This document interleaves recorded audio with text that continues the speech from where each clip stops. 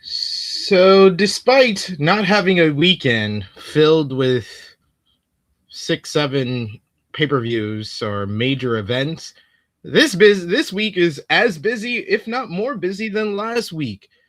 We have a new WWE champion at CM Punk ended Sami Zayn's reign after 9 days. We'll talk about the fallout from that and what it means for the main event of SummerSlam with Cody Rhodes. We'll talk about last night's SmackDown and this week's Monday Night Raw in depth and everything else from the world of WWE, but including Baron Corbin making his return last night on Friday Night SmackDown. The Nomad is back in the E. And then over in AEW, we have a new AEW World Champion. Yes, for the first time in 25 plus years, the second biggest promotion changed their world champion on the same week as WWE changing their world champion on television, as Kenny Omega became a 2-time AEW World Champion in an instant classic against Maxwell Jacob Freeman, MJF, and what that means for Redemption coming up at the end of the month,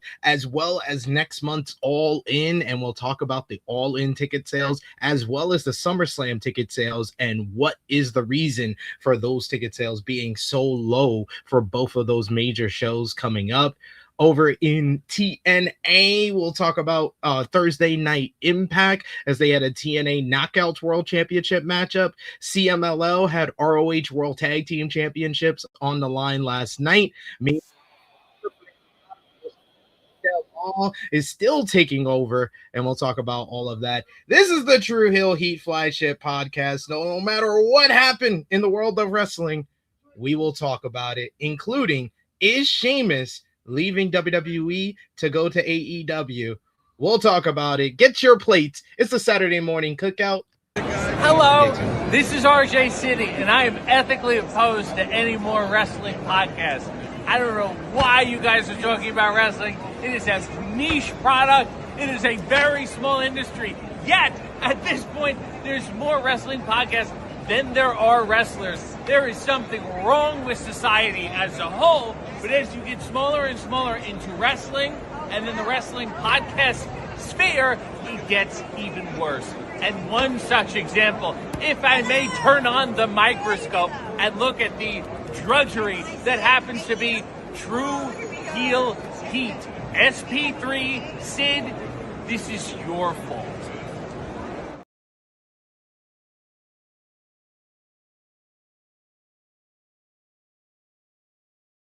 All right, hello, Tru Heel Heat. I'm the AEW World Champion, MJF. Just in case you're deaf, dumb, blind, stupid, or since you listen to this podcast poor, you're listening to Tru Heel Heat, and I apologize for that.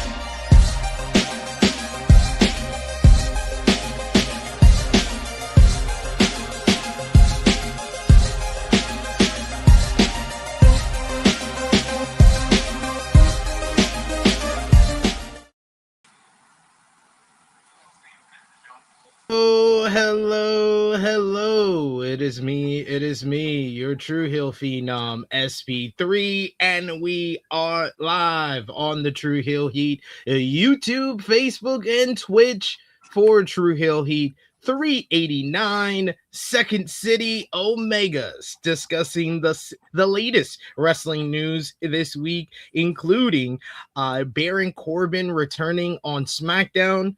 Which world title win was better this week, Omega or Punk? Sheamus leaves WWE, and is he headed to AEW? Recap of this week in wrestling with AEW Dynamite Beach Break featuring Kenny Omega beating MJF in a classic to win the AEW World Title. NJPW Road to G1 Climax 36 and Tiger Mask retirement match.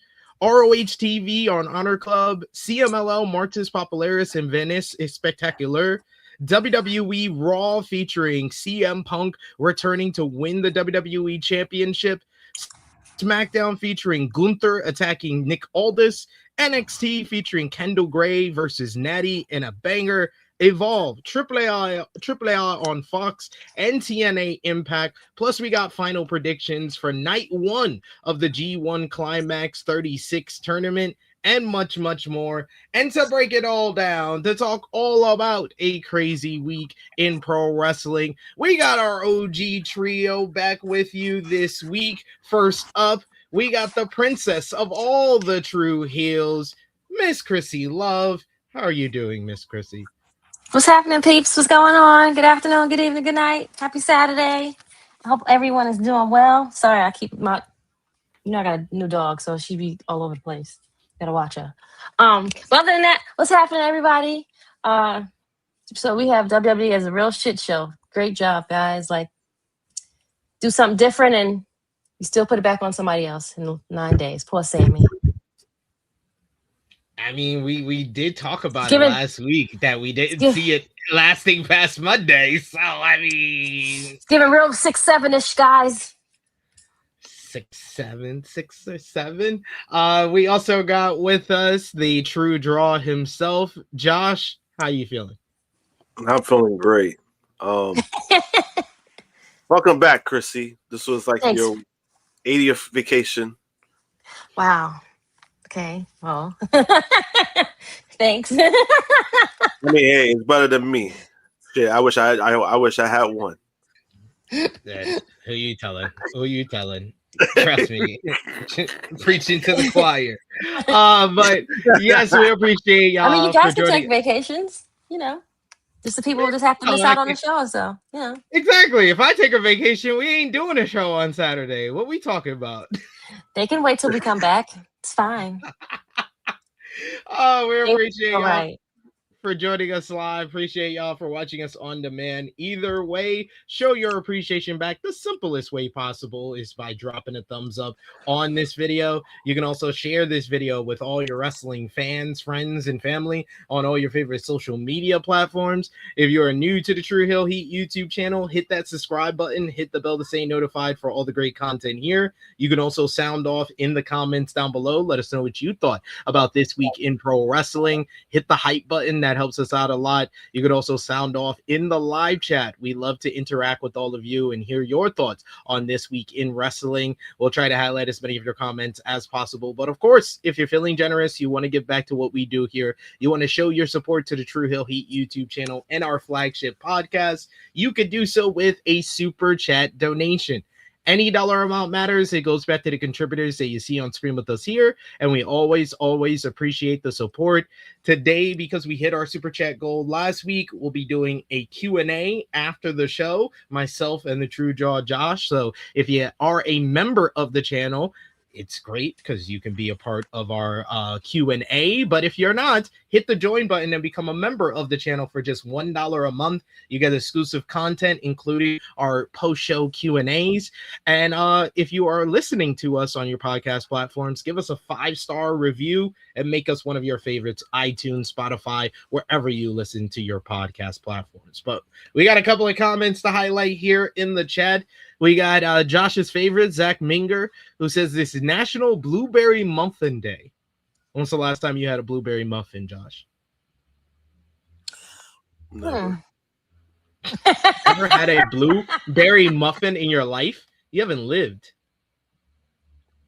When was the last time you had one?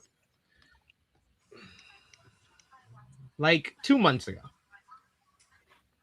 I think that's a lie. Wow! You accusing me of lying? Damn. That's harsh. That's harsh. I'm offended. It's not my go-to. I love muffins, but blueberry is not the one I would pick though. But yeah. I like blueberry muffins. They're good. They're good. Pretty good. Pretty good.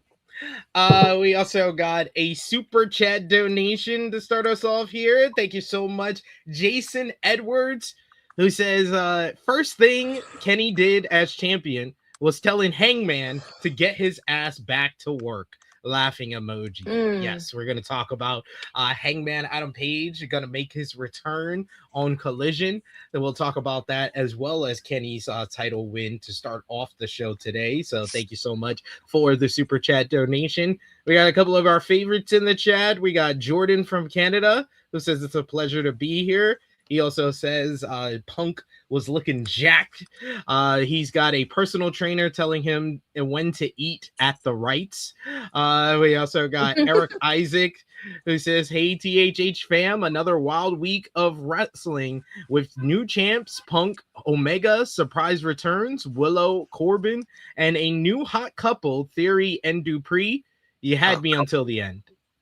Like, come on, Eric. What are we doing? Like, you know, crazy. He'd be saying he'd be like, oh yeah, you know, he's cooking, and then he finds a way to mess it up.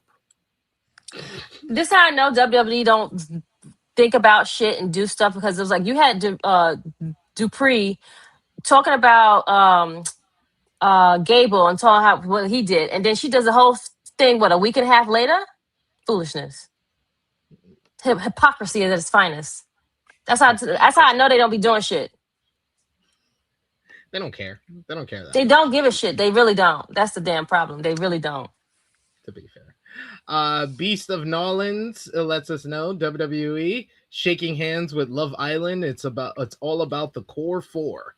There you go. Yes. Core four on this show is Roman, Cody, Punk, and Seth, our main event of SummerSlam. We got Jordan who says he loves muffins. We got Good Doer in the chat with us. Thank you so much. We got 107 Carnage calling us out for starting it off with fire. And we got Aubrey James who says, what's up, guys? This is the no followed up era. Triple K doesn't follow up on his stories. Cody came out in crickets. People are refunding their tickets. We're going to talk all about the ticket sales problem going on for SummerSlam, as well as everything going on in WWE for sure today. But before we get into what we miss, we start off every flagship podcast with our Tru Heel roll call, shouting out all of you who's supporting us across social media here on the Tru Heel Heat YouTube channel, as well as our social media platforms and Patreon account. Our Tru Heel Trinity, our top 3 conversation starters on our Tru Heels group page. We got Jermaine Packman, Joe Bellini, and Stewie John Palmer. Our Patreon backers and members, we got Aya, we got Valab, we got Negro Buck Nick Jackson, Professor Chris, Trey, Robert, Steve, Ladarius, John Martin, Chase Oliver, King Greg Carter, Louisville, Alan Weinstein, Dolores, James, Alan, Santo, Justin Rich, Chuck Berries, Jordan from Canada, Dan, Josh D from CT, Dion Jenkins, and Luis. Thank you so much for supporting us over at patreon.com/Tru Heel Heat. $3 a month gets you exclusive content, and of course supporting us here on the Tru Heel Heat YouTube channel and being a member. Hit the join button. Just $1 a month gets you to be a part of our Tru Heel roll call every single week, and some extra perks as well. But before we go any further, we got to get into what we missed. And just for, our mental health, we are once again starting with AEW. AEW. Oh, okay, I'm about to say. AEW Dynamite Beach Break was this week, Krssi and Josh, and what a show it was. One of the best Dynamite episodes of 2026, and huge ratings as well. Last week's ratings was 638,000. This week did their highest viewership since July of 2024. 773,000 viewers for Dynamite Beach Break, and it was a stacked show from top to bottom, including Kyle Fletcher beating Konosuke Takeshita in what was simply a spectacular encounter to win the AEW International Championship. The International Championship is back with the Don Callis family, but we would get a lot of the Don Callis family post-match here as WWE Hall of Famer Mick Foley came out to interview the new international champion. This led to a whole confrontation with Don Callis, who got into it with Foley. Then he brought out Callis, did the TNT champion Kevin the Jet Knight. Kevin Knight cut himself a promo and threw a bunch of shade at the new international champion, saying that it was about time he brought some gold to the Callis family. This brought out Andrade El Idolo, the former member of the Callis family, who came out to stake his claim to one of the titles in the DCF, which led to Callis accepting by pitting Andrade against Jake Doyle, and if he wins, he will face Mark Davis for the AEW National Championship. Andrade then goaded the Don Callis family to chase him backstage, where Darby Allin attacked Kevin Knight. He hit him with a skateboard, but then the Callis family jumped him. They used the numbers game. Kevin Knight told Brian Cage not to pick up the backpack, go for the skateboard, and then the skateboard exploded in Brian Cage's face. And then we saw that with the switch, it was none other than Andrade, which Kevin Knight said it was Andrade, and he replied, "How you know? How do you know?" Best use of how you know yet. Just a fun, entertaining backstage segment with that. All elsewhere on the show, you had Tommaso Ciampa picked up a win over Chris Jericho in a very good opener to the show. Post-match, you had Ciampa, who laid out the former AEW World Champion with a steel chair. He tried to use a power tool on Jericho after the matchup until security and officials came down to ringside to put a stop to that, as Ciampa made his statement to Jericho here, picking up the victory and with the post-match assault.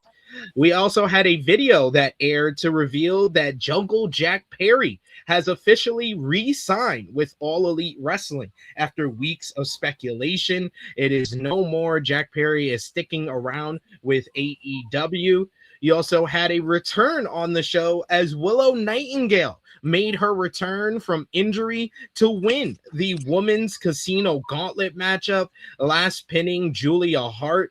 With this matchup probably was highlighted by the fact that AEW Women's World Champion Thekla put on a virtuoso performance on the headset. We also had Mercedes Moné watching on from the stage. Post-match, Thekla attacked Willow Nightingale from behind until Mercedes Moné laid out both women with the Owen Hart Championship title, hitting both ladies with the gold and standing tall. But she also had Divine Dominion attack Sisters of Sin, basically forming a subtle alliance between Mercedes and the AEW Women's World Tag Team Champions. You also had Will Ospreay and Jon Moxley of the Death Riders. They scored a victory over the Workhorsemen in a matchup that went way too long. Way too long. Oh my God. Way too long. I thought it was just me, honestly. But no, way too long. Way too long. Ospreay's going to Wembley Stadium. Jon Moxley's the most protected champion in the company. Way too long with this team that hasn't been on television since last year. But earlier in the show, you had Ospreay, who got into an intense confrontation with MJF after they exchanged words ahead of the main event, and they got into a very heated pull-apart brawl backstage after MJF spit in Ospreay's face. This all led to the main event, the headliner for this episode of Dynamite, which was for the AEW World Championship. Maxwell Jacob Freeman versus Kenny Omega. This one had high expectations and high stakes, as if Omega lost, he would no longer be able to challenge for the AEW World Championship. And boy, oh boy, did these two guys deliver on all the hype, as Kenny Omega defeated MJF in an absolutely outstanding main event that has to be among the best matches of the year so far, as Kenny Omega became a two-time AEW World Champion.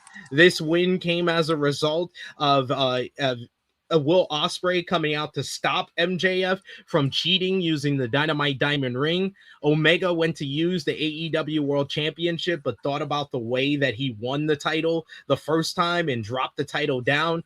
MJF hit him with a low blow, hit him with the title, covered him, won, kick out, one of the greatest one count kick outs we've ever seen in life, and got his face. the biggest reaction ever that you could possibly see for a one count. And Kenny Omega needs to retire everybody else doing the one count kick out, because no one does it like Kenny Omega. All of this now leads to Omega defending the AEW World Championship on Sunday, August 30th at AEW All In London at Wembley Stadium. He will now face the winner of the 2026 Owen Hart Foundation tournament, Will Ospreay. What a show, what a main event, what a ending, what a moment that we had with Omega becoming the two-time champion. Krssi Luv, what did you think about this week's Dynamite Beach Break? I thought I was the only one that thought. I was like, "Dag, this match is still going with Jon Moxley and Will Ospreay." And mind you, you know me, I love me some Will Ospreay, but like, I was just like, Jesus, like, why do we have to like, why do we need to have them tag together? Like, this is so unnecessary. Like, it's cool, like, and like I said, Jon Moxley is like the most protected person. I thought Chris Jericho was protected. No. That man is protected. Like, there's nothing that John will do whatever the hell. He must have the clause that he can just do whatever the fuck he wants to do. He has to have that in his contract. It has to be, because there's no way that he's still like champ. Like, you have like a mid-card title too. It's like, it's not even like it's the big title. But overall, Thekla, someone please give Thekla all. She deserves everything, because Thekla Unhinged is like everything. I thought Toni Storm was funny on the mic with commentators. No, Thekla, I think, has passed her. She put on a hell of a performance on commentary. She was like, the MVP of a matchup that she wasn't in. That's what I'm saying. Like, how, Sway? How? But like, and then you have Kenny Omega and MJF just give a banger of a match on a Wednesday. On a fucking Wednesday.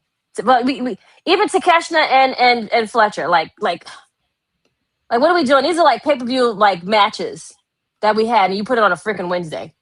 Great. I'm so happy that they did good in ratings. Even with the World Cup still happening, people are still watching wrestling. Love that for them. Great. Yeah, show. They did. Luckily for them, they didn't have to go against the World Cup this week. That's why they had the increase in the ratings. But yeah, like two killer matches, the hell of a main event, some fun stuff throughout the show. Josh, what did you think about this week's Dynamite? I thought Dynamite was great. Another unique venue that they were at too. Yeah, I love the venue. Yes. It looked like Daly's place, but it wasn't Daly's place. Right. But it was nice. I like the layout of it. They should definitely go more that route too for certain shows. Like when they do like specials like this, I think they should do that route of like unique venues for that special showing on TV, just because it gives a different feel. Like if you want a show to have a certain title, then give it a unique feel. And I thought that alone was great. And then we had some great matches. We had like fucking pay-per-view quality matches. You're talking about Takeshita versus Kyle Fletcher. I thought that was great. Titles. That also had a new champion in the match too. And then we talk about Kenny and MJF. I mean, damn, like. Right. Hey guys, you got this on free TV, and then you have some of these people who want to complain, like, oh, that they're putting this on free. It's like, so fucking what?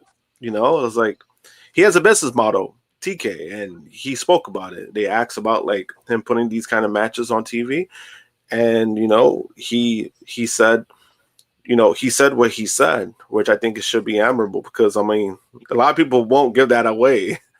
But the fact that we got this on free, again, we already had Kenny and MJF on review this year, but the fact that you still got this kind of quality match when we did, I mean, that was great. You know, I was glad that it was the main event too. You know, because it built up too. Like, not only we had a great show, but it built up to the main event. I like when they do stuff like that. And then, you know, Kenny winning. You know, it felt right. It felt right. And then, you know, those ticket sales have been showing too. Like, you know, that this is the right move. You know, like, and we've been saying it. We've been saying like we didn't mind either match. We didn't mind MJF versus Ospreay or Kenny versus Ospreay, but I think this is better. The best move now for Kenny versus Ospreay business wise, because you kind of know, like, if you're getting Kenny versus Ospreay 3, I mean, that's a stadium main event, in my opinion, and that's what we're getting. Yeah, delivered big time. Just a amazing match, like a top 5, top 3 AEW Dynamite matchup for me with Kenny and MJF. Just started slow, but they got the crowd engaged. And the one thing, and this is the thing that I said that stood out about the Darby Allin reign and all his matches, was there was particular moments in that matchup that still go on in my head, like the Tommaso Ciampa matchup when he does the cycle driller off the second rope to the floor, the Takeshita and Darby matchup when he does the Blue Thunder Bomb to the floor. In this matchup, there was so many different moments that I'm just gonna be thinking about, and I've been thinking about over the last couple of days, like Kenny getting a poison Rana off the top rope and landing right on his fucking head. How is he not dead? And then the near fall on the Heat Seeker afterwards, where he's like a fucking fish who just has a little bit of life after you take it out the water, and he just does he just did like that. That was so great. That's one of the best kickouts I've seen in quite some time. The 1 count kickout. Will Ospreay's face being like, oh shit, Max is fucked. Like that, the Omega choosing to put the title down. The table bump. That fucking table bump is one of the all-time best table bumps that I've seen. And him trying to do a tribute to Mick Foley, because Mick Foley is in the building. MJF is the wrestler of the year, and he added probably his best match of the year with this matchup here against Omega, and Omega has kind of cemented himself as one of the greatest ever. And yeah, this is the matchup that I've been talking about and I've been wanting for months at Wembley Stadium, and I'm just like in disbelief I might be live in the building for Ospreay Omega 3. I hope so. I hope you can get there. That would be great for you, SV. Well, no, I'm definitely gonna be in the UK by then. I'm just hoping AEW gives me the media ticket. That would be blessed. But yeah, I want to be. I would say call Alex. We gotta call your people. Like get you in there, bro. They gotta worry about themselves. They can't worry about me. They gotta worry about themselves. But yeah, you guys are absolutely right with the Takeshita and Fletcher matchup. I thought that was spectacular. Like, if any other show, this would have been the best match on the show. But because it's on the matchup, it's on the show with a match of the year candidate, people are not going to be talking about it as much. But those guys just know each other so well. They're two of the best wrestlers in the world. And they had some great moments, like the bastard driver into the wheelbarrow German suplex on the apron. I fucking saw that bump that Fletcher took on the apron, and I'm like, dude, you just got back from injury. Don't get hurt again. Don't get hurt again. Listen. He's like, okay, I'm okay. I'm okay. He got up. He's like, I'm okay. I'm okay. Trust. I'm okay.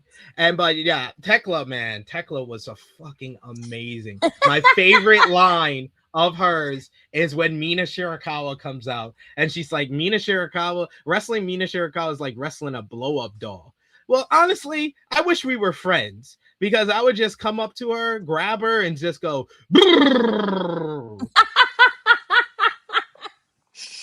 It's like, how do you come up with that stuff? Motorboating Mina Shirakawa. And Mina Shirakawa did not know the definition of motorboating until Thekla said that. Wow. Tekla's the best. Give her a mic, give her a headset every single week.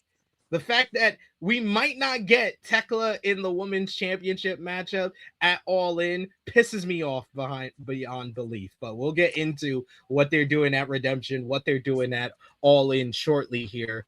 Yeah, another great spot in the Omega MJF match. That fucking moonsault off the lifeguard stand. That shit was crazy. That shit would look great, and I was surprised he didn't hurt himself on that shit. We also got Jordan from Canada who says Kenny was amazing. He did that drop kick off the top rope to the back of MJF, classic Omega. We also got Jordan from Canada who has a difference of opinion, who says, I love me some Mox. I enjoy him as champ. That's great. I love that for you, Jordan. However, Will Ospreay is headlining the biggest show of the year. He should not be selling for Anthony Henry and JD Drake. I love Anthony Henry and JD Drake. I think they're so talented. I think they should be on TV more often. Unfortunately, they haven't been on TV in the last year. John Moxley could have tagged with any other person in his crew. He didn't need Will Ospreay at all. But whatever. We also got here, we got Luis who says, I love the kick out that looked like God himself jolted Kenny back to life at the last millisecond. I love the fact that with Kenny's 1 count kick out, it's like he is like defiant against any type of disrespect. Because the first 1 count kick out that everybody talks about is Revolution 2020, where he kicks out at 1 after the Young Bucks use the Golden Lovers, Golden Trigger finisher.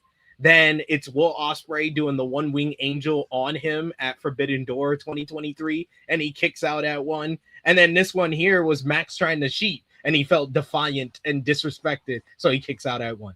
I love the fact that it's very informed and in the story of the matchup with his kickouts at 1. No one else should kick out at 1. That's not what I'm saying. Good Doer says it has to be said, Dynamite is the best weekly TV show this year. At this point, it's beating WWE PLEs. Yeah. Yeah. For sure. That's not even a question. There's no doubt. There's no doubt whatsoever that, yeah, it's better than WWE PLEs at this point. We also got here a super chat donation from our boy Adrian Carpenter. Thank you so much, Adrian, for the support. He says, shout out to MJF. It was reported that it was his idea to do the Omega match on Beach Break, and it paid off in the ratings big time. So yes, MJF, he's been definitely has his hands in the creative process of AEW throughout this year. A lot of like the direction and the stories that they're telling in the AEW World Championship picture have been MJF. MJF hasn't been perfect in his contributions to the creative team, but definitely when it comes to his stuff, he's been firing on all cylinders throughout this year. Mm-hmm. We got Dion who says they better not take the title off of Thekla at Redemption. Unfortunately. Because they want to do Mercedes and Willow? Is that what they want to do? That's what they were always going to do. Oh. That was the original plan. Oh, because, okay.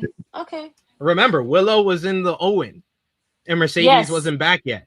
I think I said it on this podcast, or I said it on AE Ramble.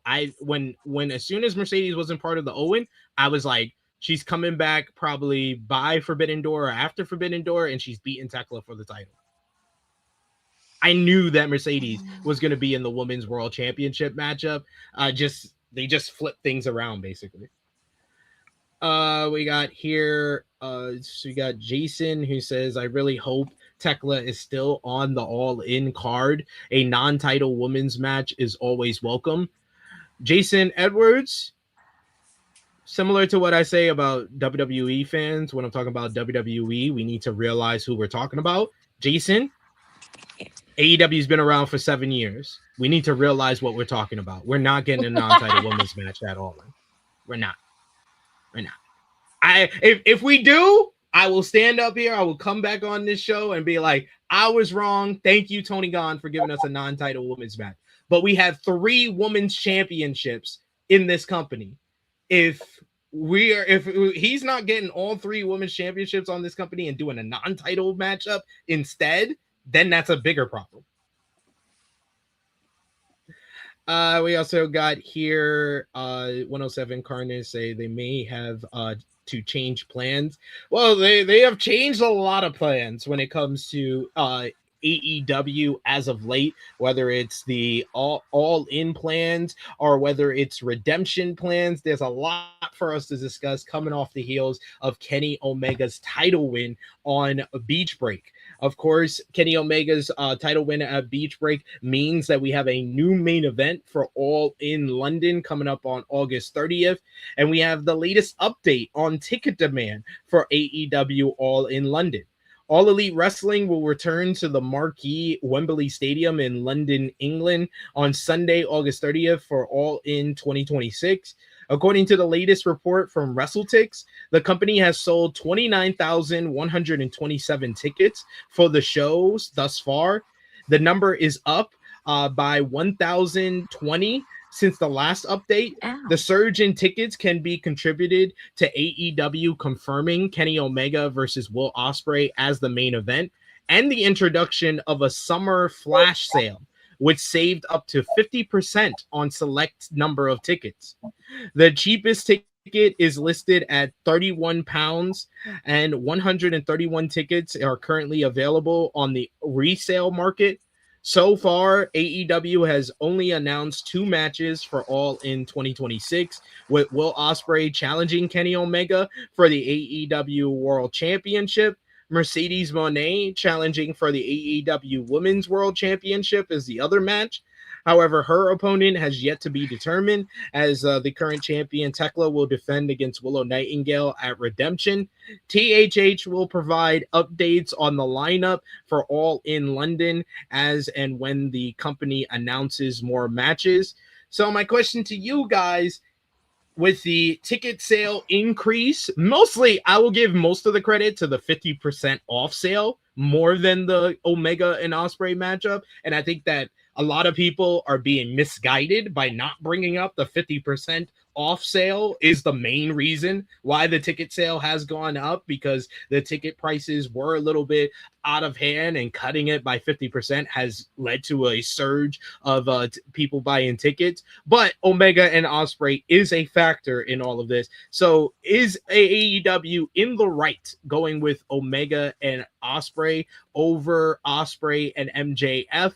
Do you feel like AEW is screwing over MJF, who has been the face of the company and been a big contributor, the number one contributor to a lot of people in regards to the turnaround that business has done for the promotion? And what would you do with MJF at All In if he's not in the world title matchup? Or do you put him in the world title matchup, and do you think you rather see a 3-way with MJF, Ospreay, and Omega? Krssi?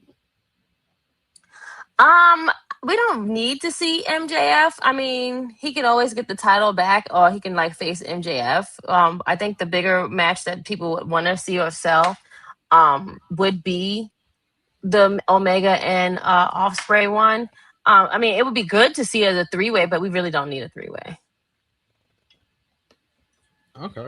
But what do you think? Do you think it's the right decision? And are you surprised that the ticket sales are up so much this week? No, I didn't even know they had the 50% off. When you give people a good deal and discount, people are going to jump at it. I think, and people are they prefer a discount. They're going to go to the card regardless of who was headlining. I think they're just waiting for that good ticket, that big jump of the discount and sales and whatnot. So I can get more bang on my bag. Get 50% off, even better. Who doesn't love 50% off? No. That's Sure. half. Well, Shakur, mind you, I never said that AEW has never done a non-title women's match on a pay-per-view. I'm saying it is highly unlikely they are doing a non-title women's match at All In. We need to kind of specify the fact that All In is different from fucking Wrestle Dream. That's when Thekla and Hater happened on a non-title women's match. Wrestle Dream is a whole different ball game than fucking All In. Josh, what do you think about the all-in ticket sale increase with the 50% off sale and the announcement of Omega and Ospreay? And do you think that AEW is screwing over MJF by not putting him in the AEW World Championship match? And do you think it should be a three-way instead? As far as do I think it should be a three-way? No. I think keeping it one-on-one is fine, and I prefer that just because, triple threats at that point is kind of like you're trying to like making it a triple threat. You're trying to make it seem like you made like the wrong decision by doing that. It feels like a pivot, and I don't think you should do that. That's just my personal opinion. And triple threat, it would be great. I just don't think you'll do that for All In. As far as everything else, like, do I think that if they screwed over MJF? I don't think they did, because apparently there are some rumors. We're probably gonna get into that. MJF apparently did have a say on certain things. So who knows what was said, or who knows like what decisions were made when in regards to that. But I don't think he was screwed, because he'll be fine. There's multiple matches you could do with MJF. Like me personally, I'll do MJF versus Andrade for All In. That'll be a fun matchup, one-on-one matchup, especially for a feud that they've kind of been building up, ever since he joined. When Andrade joined the Don Callis family, and Andrade left the Don Callis family because of MJF. So I think you could play off of that. I think that would be a fun matchup. If one-on-one non-title, I think that would be the best matchup for him, honestly. We have Mr. Towns, who says the real question is, will Ospreay turn heel at All In London? Mr. Towns, I mean this in the most respectful way possible. Absolutely not. Who the fuck is asking that question? And how is that the real question? The real question for fucking idiots? Will Ospreay going to his home country at Wembley Stadium in front of his fellow Englishmen and women? You're thinking, oh, AEW could turn him heel.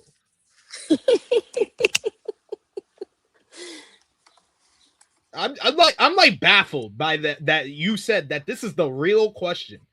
Like it would be totally different if you were just asking the question, but you were saying that that's the real question. That sounds stupid as fuck. I'll be honest with you. All due respect. and like Krssi said, right? Like Krssi said, the answer is no. They should absolutely not. Is the story that they're telling with the Death Riders pointing towards that? Yeah, it is kind of. But should they? Absolutely no. Fucking. Absolutely fucking. We also got here Jordan from Canada, who says Kenny and Ospreay could get 7 stars though. We also got Jason, who says All In has had a completely different main event in each of the 4 years, including this one. Yeah, you haven't had any kind of like repeats, and we talked about it on AE Ramble, me and Jimmy, that's a badge of honor that AEW they don't have repeat yet. Hold. Because when you look in comparison, let's take the last 3 or 4 All-Ins. So All In this year, Omega and Ospreay. All In last year was Hangman and Moxley. All In 2024 was Swerve and Bryan. All In Mm-hmm. 2023 was MJF and Adam Cole. Now, in juxtaposition to that, what's been WWE WrestleMania main events over the last couple of years? It's been Roman Reigns versus CM Punk. Then it was in 2025, it was Cody Rhodes versus John Cena. Then in 2024, it was Cody Rhodes versus Roman Reigns. Then in 2023, it was Cody Rhodes versus Roman Reigns. We've heard Cody Rhodes and Roman Reigns' name a bunch of times. Like 5 years. Or was it 4 years? I don't know. I can't. I lost track. 4 years. 4 years. Yeah. It's been too much. Dion saying MJF will have plenty of all-in main events in the future. Then this may be Kenny's last big main event. MJF has other options for all-in this year. That's why I lean more towards keep it at Ospreay and Omega. If they didn't have all these other options for MJF, you brought up Andrade, Josh. I'm kind of leaning more towards Hangman Page now. Honestly, because I feel like Hangman Page is kind of the juicier story between even though they have been building up the MJF Andrade matchup for a while. Hangman just feels a little bit more kind of meat on the bone in regards to that, and that feels like a big matchup for MJF to have if he's not going to be in the main event, but he has options, so like it's totally different. Honestly, the three-way match I do want to see now is Thekla, Willow, and Mercedes. I rather that than MJF. Now, that's a three-way. Yeah. That's a better three-way than just having the 2-on-2. I agree. Yes. I prefer that just because you're still protecting. Because I don't think it's the right time to drop the belt off her because she's been so great. So I don't think you drop the belt off of her. And I understand that they want to go with Mercedes and Willow, but at the same time, things change. There's certain people that got over on their own. Thekla has gotten over on her own, and I do feel like she's one of the few women that's benefited from being the women's champion, especially when it comes to building up her character. So I think you stick with that. I think, for me, a three-way makes more sense for that. But then you also you still protect the other two women. If you still want them to have like a big matchup, a big title match, it still protects them. Yeah.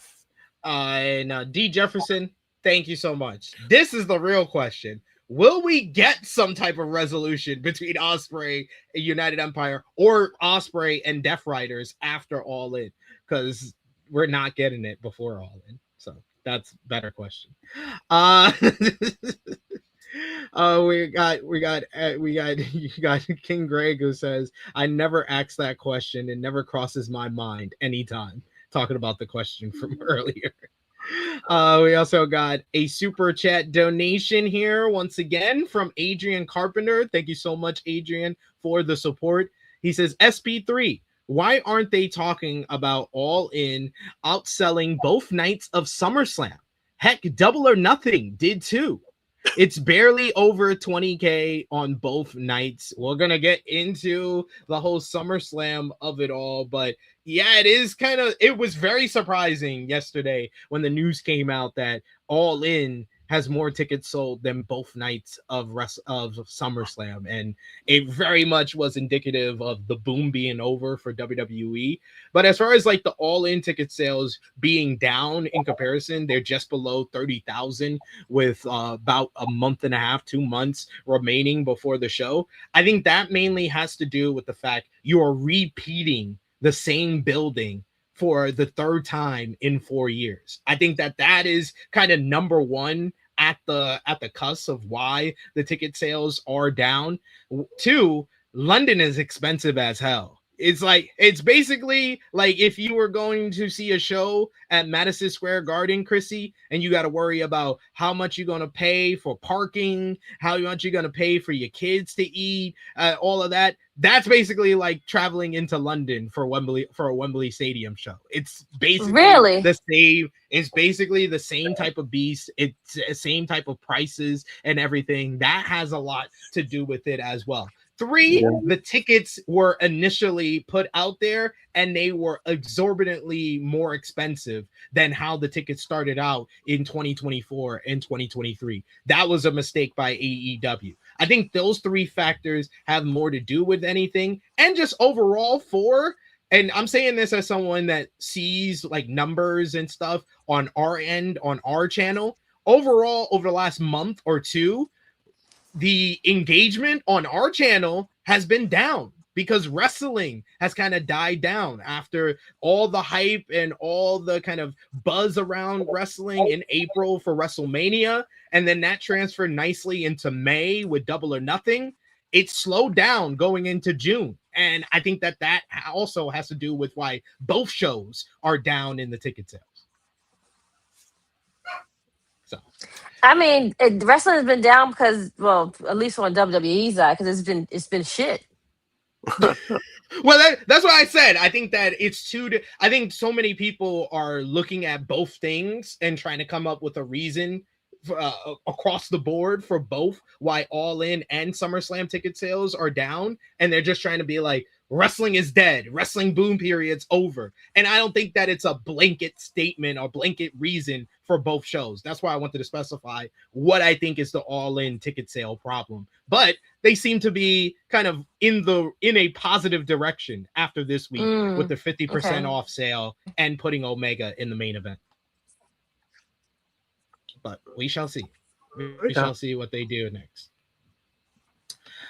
We got here in the chat, we got Jason who says, I think AEW should run Fulham Stadium next time they do All in England. Maybe they need to switch up the place, but I honestly feel like they need to wait a couple of years before they go back to Wembley Stadium. I wouldn't go back to Wembley Stadium until at least like 2030. Yeah. We got here in the chat a couple of people like the idea, saying I prefer Thekla versus Mercedes versus Willow.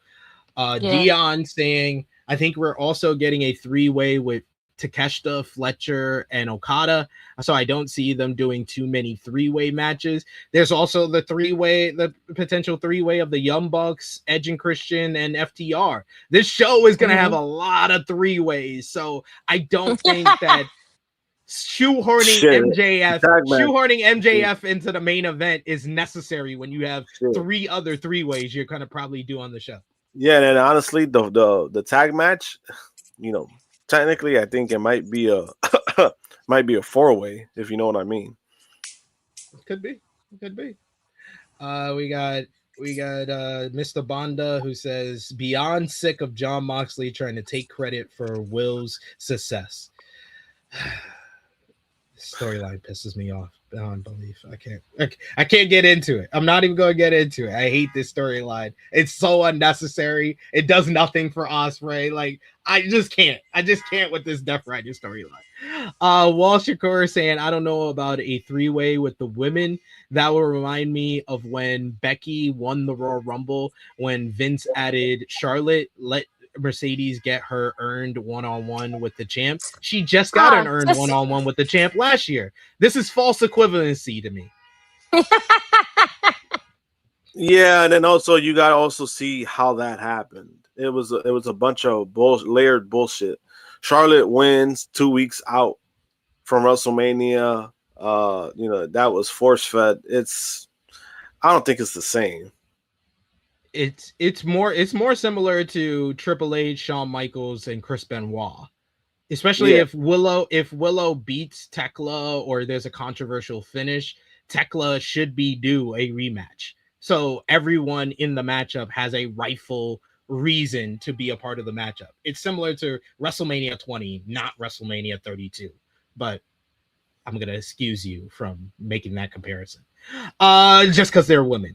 Mr. Town says, I get why WWE is doing 2 nights of WrestleMania and SummerSlam, but I always thought that it wasn't a good move to make. I think that it is a good move to do 2 nights of SummerSlam. I think that, like I said, it's a different reason why the WWE ticket sales are down than what we're talking about with AEW. But We got more news to discuss, more fallout from the Kenny Omega title win, and it is in regards to Redemption coming up at the end of the month. The question is, what's going to be the Redemption main event? It's only a couple of weeks away, and already there has been some reshuffling behind the scenes. Per Dave Meltzer in the Wrestling Observer newsletter, the original plan for Kenny Omega versus MJF, with the stipulation that it would be Omega's last ever shot if he lost, that got moved to Dynamite, and apparently that was MJF's urging that did that. As Meltzer notes, Tony Khan approved of it, so he must feel he's got something pay-per-view worthy for Montreal. So the question is, who's up next to face Omega? Andrade, Kevin Knight, and Mike Bailey have apparently talked about title shots, but really only Andrade is a potential pay-per-view headliner from those three. Kyle Fletcher is on a hot streak. Kazuchika Okada holds a victory over Omega at All In last year, so a rematch for the title would make storyline sense. MJF and Will Ospreay seem to be heading for a confrontation, but putting a title shot on the line might slow Wembley sales down by putting any doubt on an expected Ospreay versus Omega main event, according to Meltzer, who says numbers have not been knocking them dead. His speculation is that Omega as champion could ask for Adam Page's no rematch clause from his last battle with MJF to be rescinded and set up Page versus MJF for Wembley, building to an Omega versus MJF rematch. Meltzer also predicts Cope and Christian versus the Young Bucks for Montreal, while admitting there's little time to build to that or any other matchup. Megan Bayne and Lena Cross defending the tag team titles against Sky Blue and Julia Hart is also speculated for AEW Redemption as well. Now that Kenny Omega is the new AEW World Champion, what do you think should be the main event of Redemption at the end of the month? Josh? That one's tough because originally this is what happened with Kenny and MJF. Mm-hmm. So I don't know. I don't know. Because it's in Canada. Honestly, I would have said the women's, do something different. Title match, women's main, have a women's main event. I would have preferred that. But because it's in Canada, I know they're trying to do something more based off of that. I really don't know. Krssi? I would give it to the women per se, or make it a tag match that can main event. Do a little different. I mean, we already know what we're gonna get with the championship. So, sorry, someone's alarm is just irking my nerves right now, and it's really pissing me off. But yeah, maybe just do either women or a tag match. I'm disappointed that y'all guys are not even trying to think of. There's great options for Omega to face at Redemption. We don't need to just say, let's give it to the woman. Let's do a tag match. I think that I'm just saying because I don't want Kenny I don't want them to lose. I'd rather have Kenny be healthy for. Right. He's gonna work Redemption. What are we talking about? Because it's Canada. Because he has to work Canada. Okay, great. Just put him in the bubble wrap. Blame Canada. Blame Canada. My top three would be: first option definitely should be an MJF rematch. That just seems like a no-brainer. Okay. You were gonna do that matchup anyway, and because of how high quality the matchup on Wednesday was, run it back and let Omega kind of put MJF in the back, in his shadow, in his rearview mirror, and let him move on to Ospreay at All In. Second option would be Jon Moxley, mainly because we have gotten a lot of references to Omega's first title win and him trying to be better this time around. And I think that it would add more intrigue into the story of Omega and Ospreay if Omega faced Ospreay's new mentor at the pay-per-view before All In. And then three is probably going to be Andrade, even though I feel like they're saving the Andrade title match for Arena Mexico, since that's 2 weeks after Redemption. So the first two options, that's why they're 1 and 2, because they seem more likely. MJF seems the most likely to face Omega at Redemption. Mox feels like a second option that is as good and helps enhance the story of Omega and Ospreay. That's fair. Okay, that's fair. Yeah. This is why we have you here, friend.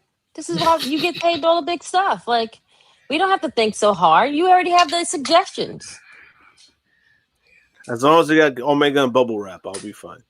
No, this guy. No, you gotta keep him in the bubble. Yeah, you keep him in a whole bubble. You're right. Yep, bubble wrap him and send him safe to Canada.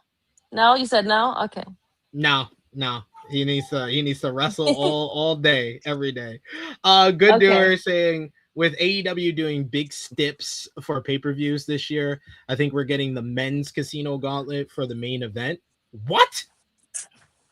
I mean, that's kind of crazy. I didn't think that at all. I think they're doing the men's casino gauntlet at All In. What are we talking about? Yeah, I mean, and also that's like an opening match. That's not a main event. Yeah, like what? Y'all getting me today. The chat is getting me today. Like, what are we doing? What are we talking about? They trying to rage bait you. We got Jordan from Canada. He says, I would like Omega versus Fletcher or Knight, but they seem really good and growing steadily on their way. Yeah, I don't need Kyle Fletcher to challenge for the AEW World Championship unless he's going to win it. Right. Yeah. Especially happening, so. Yeah, and then especially after he won his belt, I don't think you go for that anyway. Oh, so Andrade is out. Andrade is out in my list. I'm putting them out because I'd rather that Arena Mexico. My third option is Okada. Okada beat Omega at All In last year. That would make sense for him to get the shot at the world title. Plus, he never got the world title opportunity he was supposed to get against Darby. So it makes sense on multiple levels. Oh, and then Kenny gets his win back? Yep. Well, I mean, hey, I'm never gonna not say no to Okada versus Omega. I knew you would. You're easy. You're easy to please. You're easy. But we got to talk about what was said in the chat earlier, as someone is on their way back to AEW, and mama, there go that cowboy again. Hangman Adam Page is on his way back to AEW, and it's happened a lot sooner than a lot of us thought, as tonight, AEW Collision from Roanoke, Virginia. Hangman Adam Page is set to make his return to the company's television.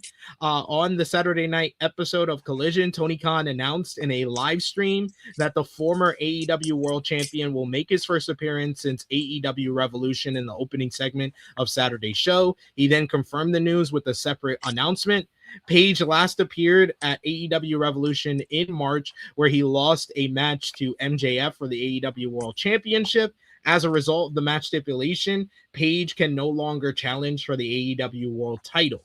So with Page making his return on tonight's show, what do you think? Is I know this is like his home state, but do you think that it's a wise decision to kind of have him return so abruptly? And what do you think they are setting up for Hangman Adam Page in regards to All In? Krssi? That's a great question, honestly. Maybe he could see MJF. Like, he has so much unfinished business, maybe.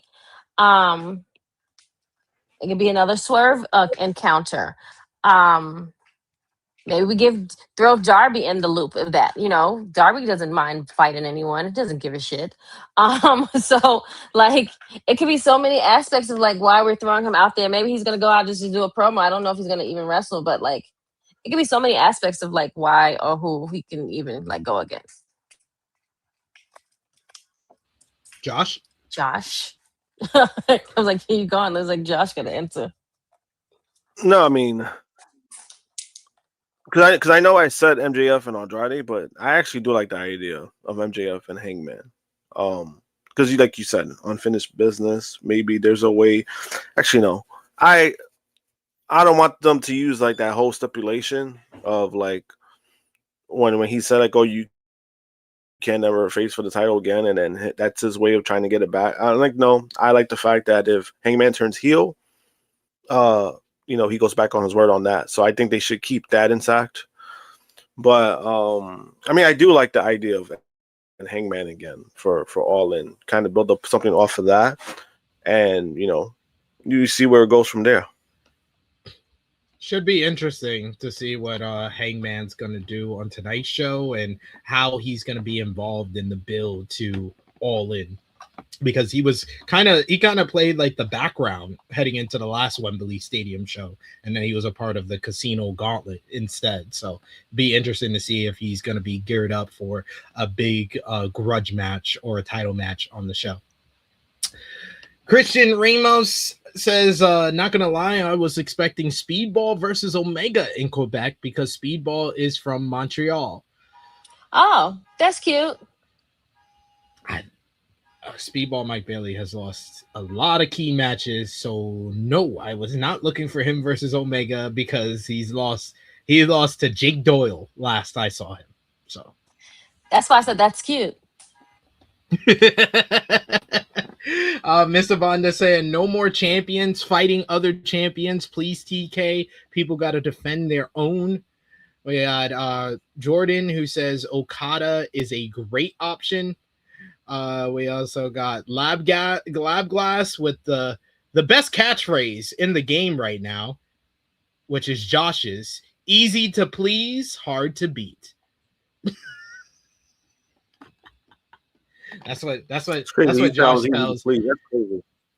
That's what Josh tells his missus when they're having an intimate night. Easy to please, hard to beat.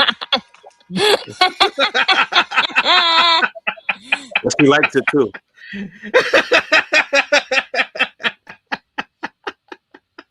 Sharky to go says the only way the Gauntlet could be the main event is if a big star got released from WWE, and a speculation came about that this person could be coming to AEW. That's the absolutely only not. way. That's absolutely not. Not even that. We also got here Dion who says, I'm perplexed they didn't save the Hangman return for the surprise return pop. Yeah, it was surprising when they announced this for the Roanoke show. I'm not surprised because it's Virginia and he is from Virginia. Yeah, it's just confusing on them announcing it, because I would have just had him come out at the top of the show, just have a big surprise at the top of the show instead of announcing it in advance. But this is them trying to probably pop a rating since they're back on Saturday after last week being on Thursday. So we got a couple of people who are going for Hangman and MJF at All In. We got Power Driver Finisher who can't be taken serious, who says Hanger versus Jericho. Why you say can't be taken serious? Yo, he just saying anything. Can't be taken serious. That's what I said. We also got Jordan who says, I have no idea what they are doing with Hangman. Does he just fight the rest of his career without getting the world title? I agree with Josh. They should honor the stip. There we go. So we shall see what happens with Hanger when he returns on Collision tonight. And of course, we'll be back next week to talk all about it.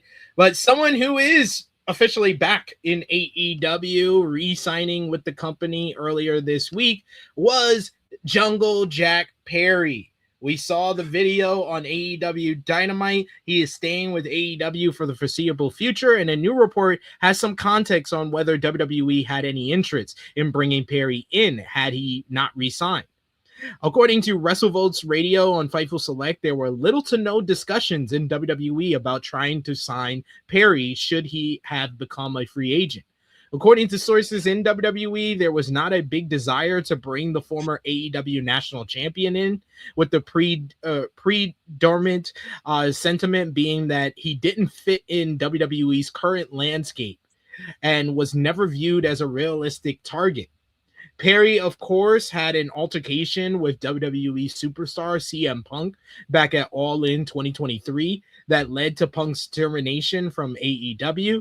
The report, to be clear, does not address one way or another whether that altercation issues between Perry and Punk had anything to do with why Perry was not garnering interest from WWE. Details on Perry's contract length have not yet been revealed. During his time in AEW over the last 7 years, Perry is a former AEW National Champion, TNT Champion, and World Tag Team Champion. I am not surprised whatsoever WWE had no interest in him. That's why this whole speculation about Jack Perry's future kind of seemed like a moot point, because I thought there was no way he's leaving AEW.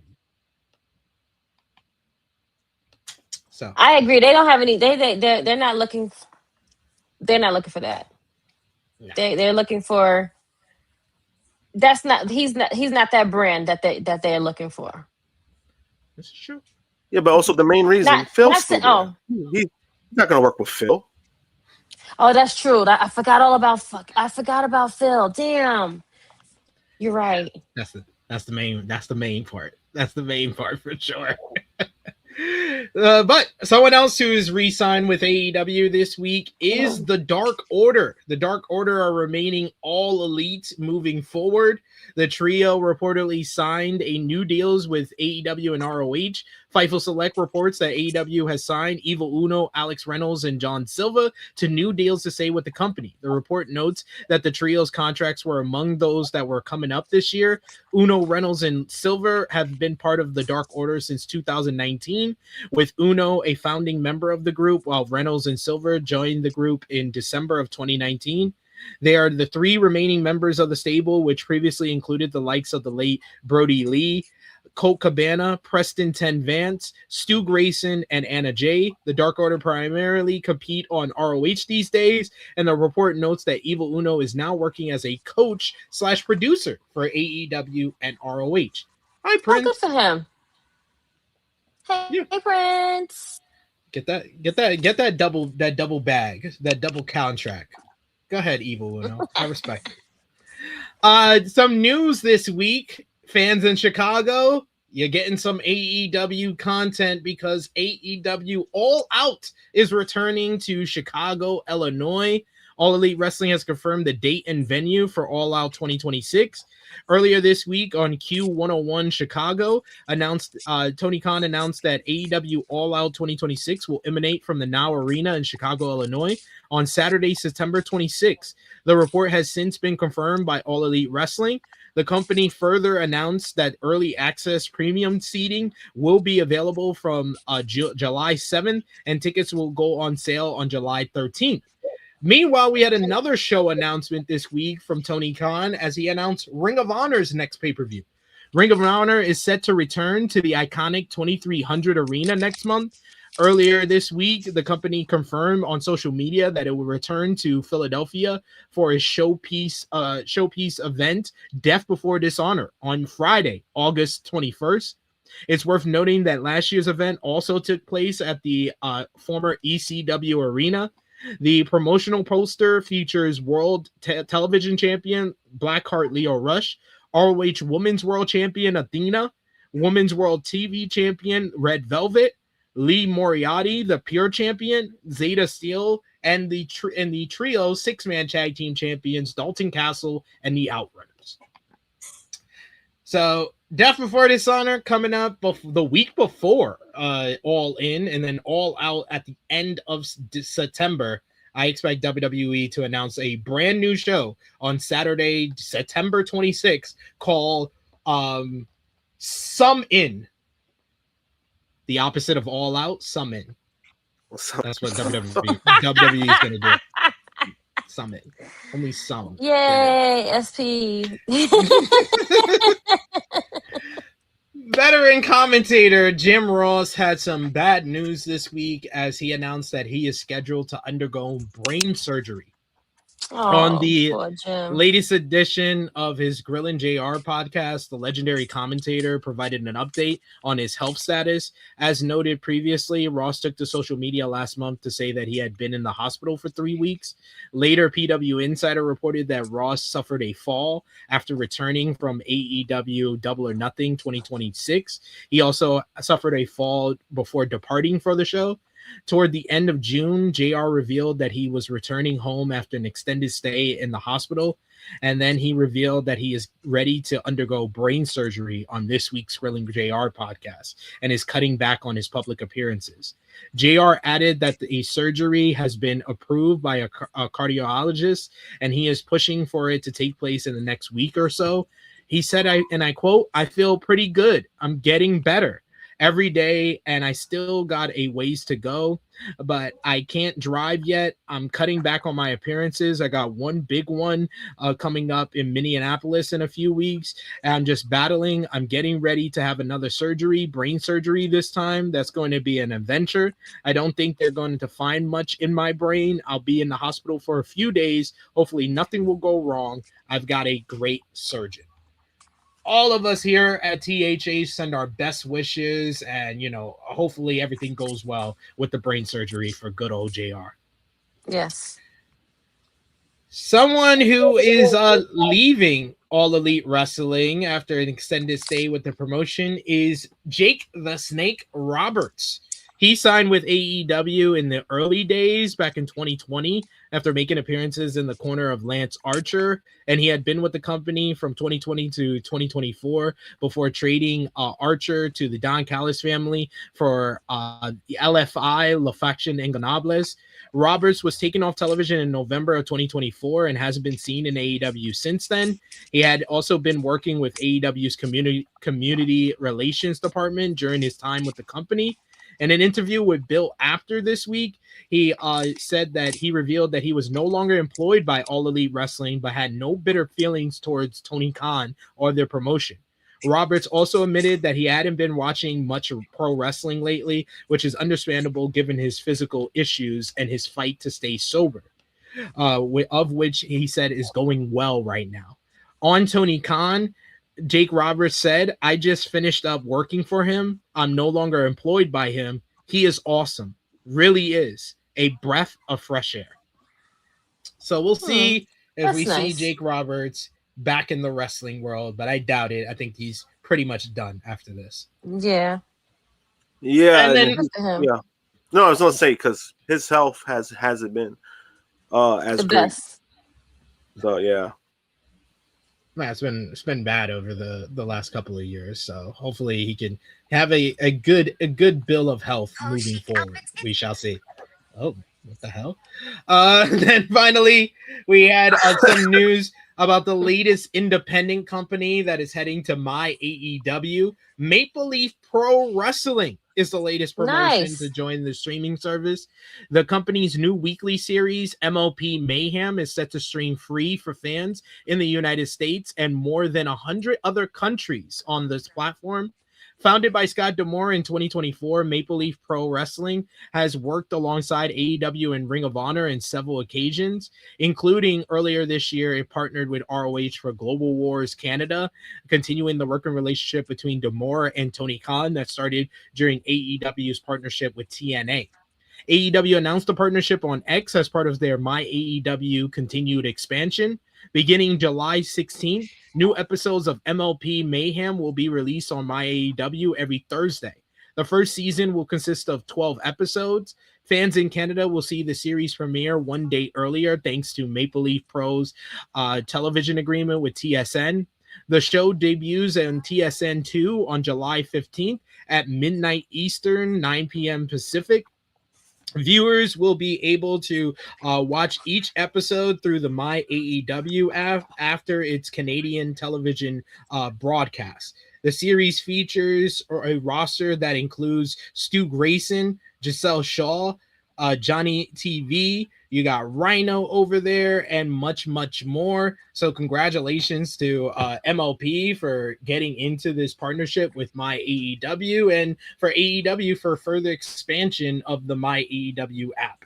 So MLP got their show on My AEW. That should be interesting to see if people are watching it actively along with everything else that they have available to them on My AEW moving forward. But that is all for AEW this week. How about we move on over to Let's do some New Japan Pro Wrestling. This week they had their road to G1 Climax, as the G1 Climax tournament will start later tonight in Chicago, Illinois. So they had their final qualifiers on Monday at Kurgan Hall. The show featured picking up a win over Francisco Akira in a great main event to retain the IWGP Junior Heavyweight Championship. You also had Roye Uyawa beat El Fantasmo in a good matchup, while you also had Oscar overcame Yujiro Takahashi of the House of Torture for both Uyawa and Oscar to both qualify for the G1 Climax 36 tournament. They will both kick off their tournament play tonight in Chicago, Illinois. So that's something to look forward to. And then finally, at the road to G1 on Monday, you had Gabe Kidd defeated Shoto Umino in a great sprint and brawl as he won the IWGP Global Heavyweight Championship. Post-match, he disrespected Hiroshi Tanahashi, making him put the title around his waist. Then he spit in his face, threw down the Global Heavyweight Championship, and then attacked Tanahashi as well. So Gabe Kidd causing ruckus in New Japan again. As he should. Then you had NJPW's Tiger Mask retirement show that was on Tuesday at Kurgan Hall. The show featured Tiger Mask going to a pair of time limit draws against the Dynamite Kid, Tommy Billington, and Black Tiger 4, who is AKA Rocky Romero. After the second draw, though, Black Tiger challenged Tiger Mask to overtime, which led to Tiger Mask getting one last win in his career, beating Black Tiger with the Tiger Suplex. Post-match, Tiger Mask had a formal retirement ceremony with the roster coming out. Legends like Jushin Thunder Liger, the Great Sasaki all came out to celebrate him and give him his flowers as the roster threw him up in the air in celebration of his career to close the show. But we got some news to come out of New Japan Pro Wrestling this week. As previously noted, reigning IWGP Heavyweight Champion Yota Tsuji has been openly critical of AEW as of late, with the wrestler refusing to take part in Forbidden Door last month.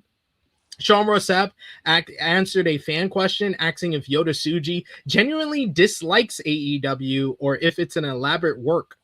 According to Sapp on Fightful Select's Answers Q&A, Tsuji's views did at least start out legitimate, which was widely known within New Japan Pro Wrestling. It's also said that Tsuji didn't want to work many of the NJPW shows in the US, let alone an AEW event. However, it appears Tsuji's stance might be softening due to recent comments by AEW President and CEO Tony Khan, who publicly shared his and AEW's respect for the reigning IWGP Heavyweight Champion. Tsuji also told Tokyo Sports about Tony Khan, "I was once again struck by the greatness of his character as a person. I'll say it again, I respect Tony Khan." Tsuji even went so far as to invite Khan to attend the upcoming kickoff New Japan Pro Wrestling G1 Climax event scheduled for July 11th tonight in Chicago. If his schedule would allow it, it seems unlikely he will be at the event, though, because Collision is running at the same time. But what do you think, Josh? Do you think Tsuji still has some hatred for AEW, or it's just a part of his gimmick at this point? I think it's part of his gimmick. Maybe he has some like legit beef, but I think it's just part of the gimmick. Well, we also got to give a shout out to John Escudero. Because if it wasn't for him, you never know. He was one that asked that question to Tony Khan. And he was like, I don't think Tony liked that question too much. But guess what? It made him look good at the end because it got them together. Hey, it got Tsuji to be nice to him. So that's all you can ask for at the end of the day. I would have loved for Tony to be at the G1 show. I wish they pushed Collision to Thursday this week so he could have been at the G1 show, because we all know that Tony Khan loves watching wrestling shows at the Now Arena, since that's the first time many of us saw him was at the first ever All In show at that same event in 2018. That's the first time I've heard about him. Yeah, same. We got a couple of comments here in the chat. Gabe looked great. Gabe looked in great shape during that matchup against Shota Umino on Monday. Walsh Shakur says, will you review the show? Depends on which show. MLP Mayhem, if we get enough people that want us to do that as like a review, that's something that we can do. So let us know in the comments if you're watching us on demand, if you want us to review MLP Mayhem when it kicks off next week. Let us know. But we got some ROH TV on Honor Club. Oh, another one. What's up? All the dogs are out today. Who let the dogs out? Mine is asleep, so I can't even show. I can, Damn. We got ROH TV on Honor Club this week. On a Thursday, the show featured Bandito scoring a victory over Brian Keith in a rock-solid main event to retain the ROH World Title. You had the Bang Bang Gangs, Juice Robinson and Ace Austin picking up a win over the Grizzled Young Veterans in the opener. Tahuti Miles made his return to Ring of Honor with a win over LSG. Post-match, Shane Taylor Promotions came out and gave him a round of applause, basically teasing him joining the group. Mance Warner picked up a win over Daddy Magic, Matt Menard, while Skyflight beat the Frat House in trios action. Bishop Khan scored a victory over Royce Isaacs in singles competition, while Lethal Twist overcame the Colognes in Serpentico in trios action. Mina Shirakawa and Queen Aminata scored another victory in tag team action over Casey Lennox and Sahara 7. And the Rascals and the Von Erichs picked up a win in 8-man tag team action over El Crito Grillo and Nathan Cruz. So some good action there. And then finally, to cap off all the AEW partner promotions, you had CMLL, Martis Popularis on Tuesday at Arena Mexico. And then you had the Super Venice show last night in Arena Mexico as well. Tuesday, Martis Popularis, the main event, saw CMLL World Heavyweight Champion Hachizero teaming it with Yutani to pick up a win over El Sky Team's Neon and Mascara Dorada. Post-match, you had Yutani, who challenged Neon to a singles match somewhere down the road, probably next week. And then last night, you had the Venice Espectacular show. El Sky Team defeating Los Hermanos Chavez in the main event to retain the ROH World Tag Team Championships. Akira Kwan from MLW teamed with Ultimo Guerrero and Volador Jr. to beat Flip Gordon, Teton, and Templario in trios action. Post-match, you had Kawan, who challenged Templario for the MLW Middleweight Championship. Zendagon Jr. and Barbaro Cavanario picked up a win over Star Jr. and Dragon Roja Jr. by disqualification. And Claudio Castagnoli made his return to Arena Mexico as he scored a win over Blue Panther in a very good matchup as well. That looked like his daddy in a mask. That looked like his daddy. It did. That looked like his daddy. What you talking about? That's his daddy. But yeah, that's all we have for what we missed this week. But Miss Krssi Luv, I think you know what time it is. What time is it, Miss Krssi? It's TikTok time. Indeed, it is TikTok time, and we're gonna bring back. We're gonna play what we've been playing the last couple of weeks. So we'll have some 5-star Booker in a minute here, but we got some other stuff to do. We got some stuff we haven't done in a while, y'all. You know, when we first started doing the TikTok time, we had a game that used to give Josh some fits, so we're gonna bring it back today. It's time for some blind ranking, y'all. Oh, that's some bullshit. This is some bullshit. I thought you would be like, you missed it. You missed the blind ranking so much. No, I don't. That's a lie. I'm sorry. I'm sorry, I got confused. I thought you did. I thought you really wanted me to bring it back, so that's why I brought it back. I hate this so much. All right, Josh, since you hate it so much, you can go first. All right. Oh, so, of course. All right, so our blind ranking this week, we're going to do it by decades. We're going to do decades. So first up, we got the 1990s. Are you ready, Josh? Sure. All right. So this is basically a blind ranking from worst to best of 1990s wrestlers. First one up, Triple H. Oh.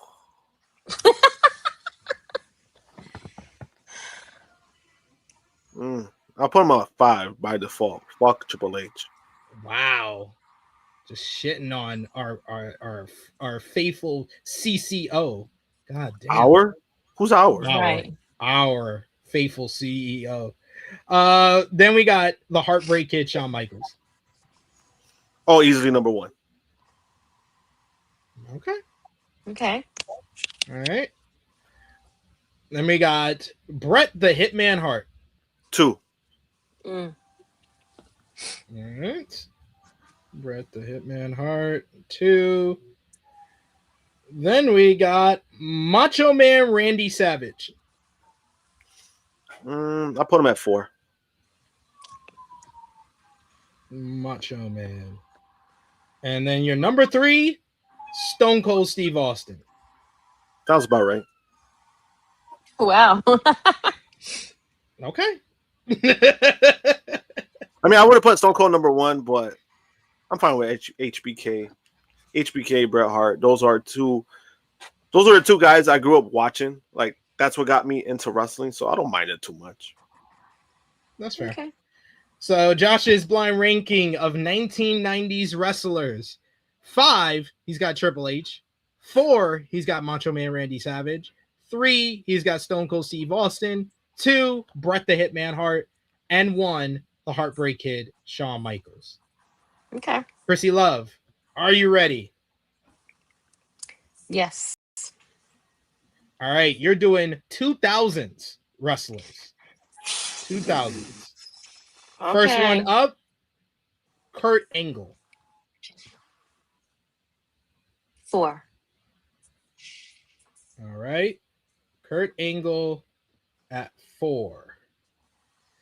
Next one up, Brock Lesnar. 5. She said 5. Easy. 5. Next one up, Eddie Guerrero. Ooh. 2. All right. Next one up, The Rock. Shit. I can put it at 1. That's fine. All right. The Rock at 1. So your number 3, Samoa Joe. I like my picks. Not bad. Not bad. No, I think mine was great.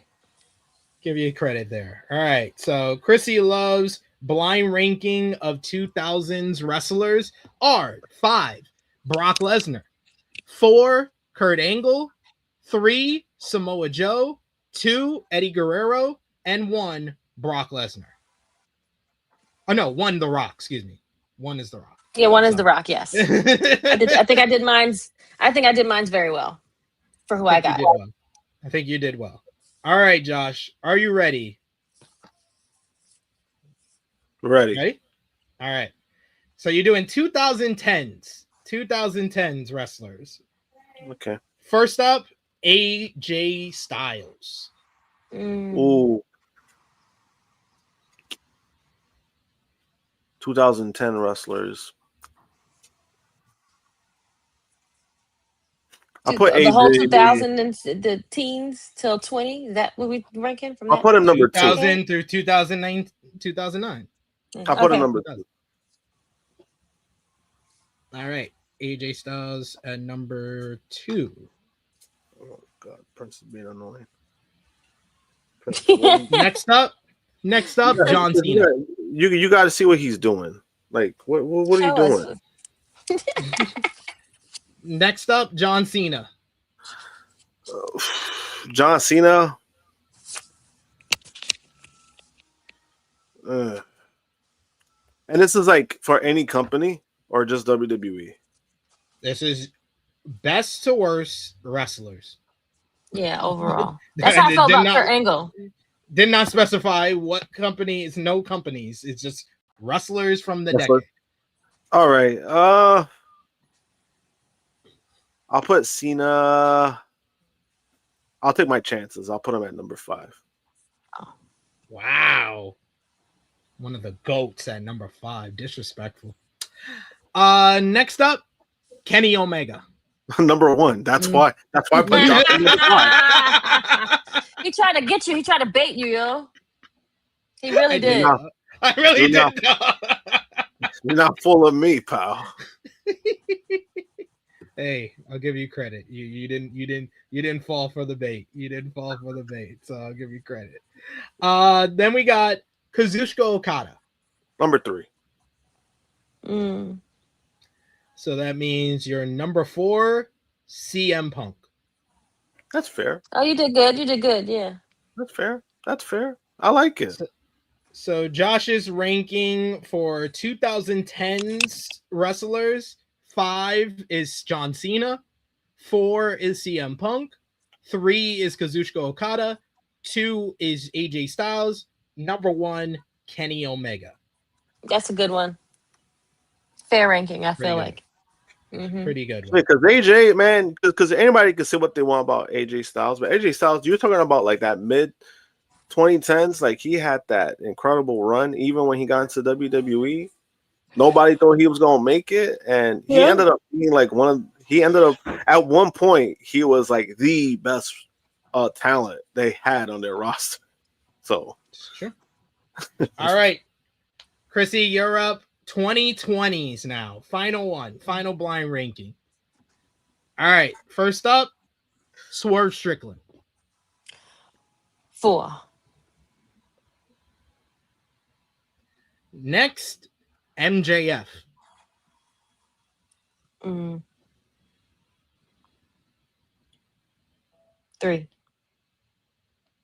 I wish I would have put Swerve before that, but whatever.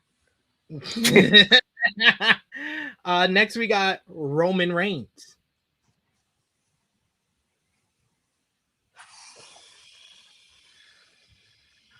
2. Next up, Cody Rhodes. 5. Y'all putting the white meat baby faces at 5 is hilarious to me. And then your number 1, you're going to be very disappointed. You're going to be very disappointed, Krssi. I'm Seth sorry. Rollins? Nah, number 1 is Will Ospreay.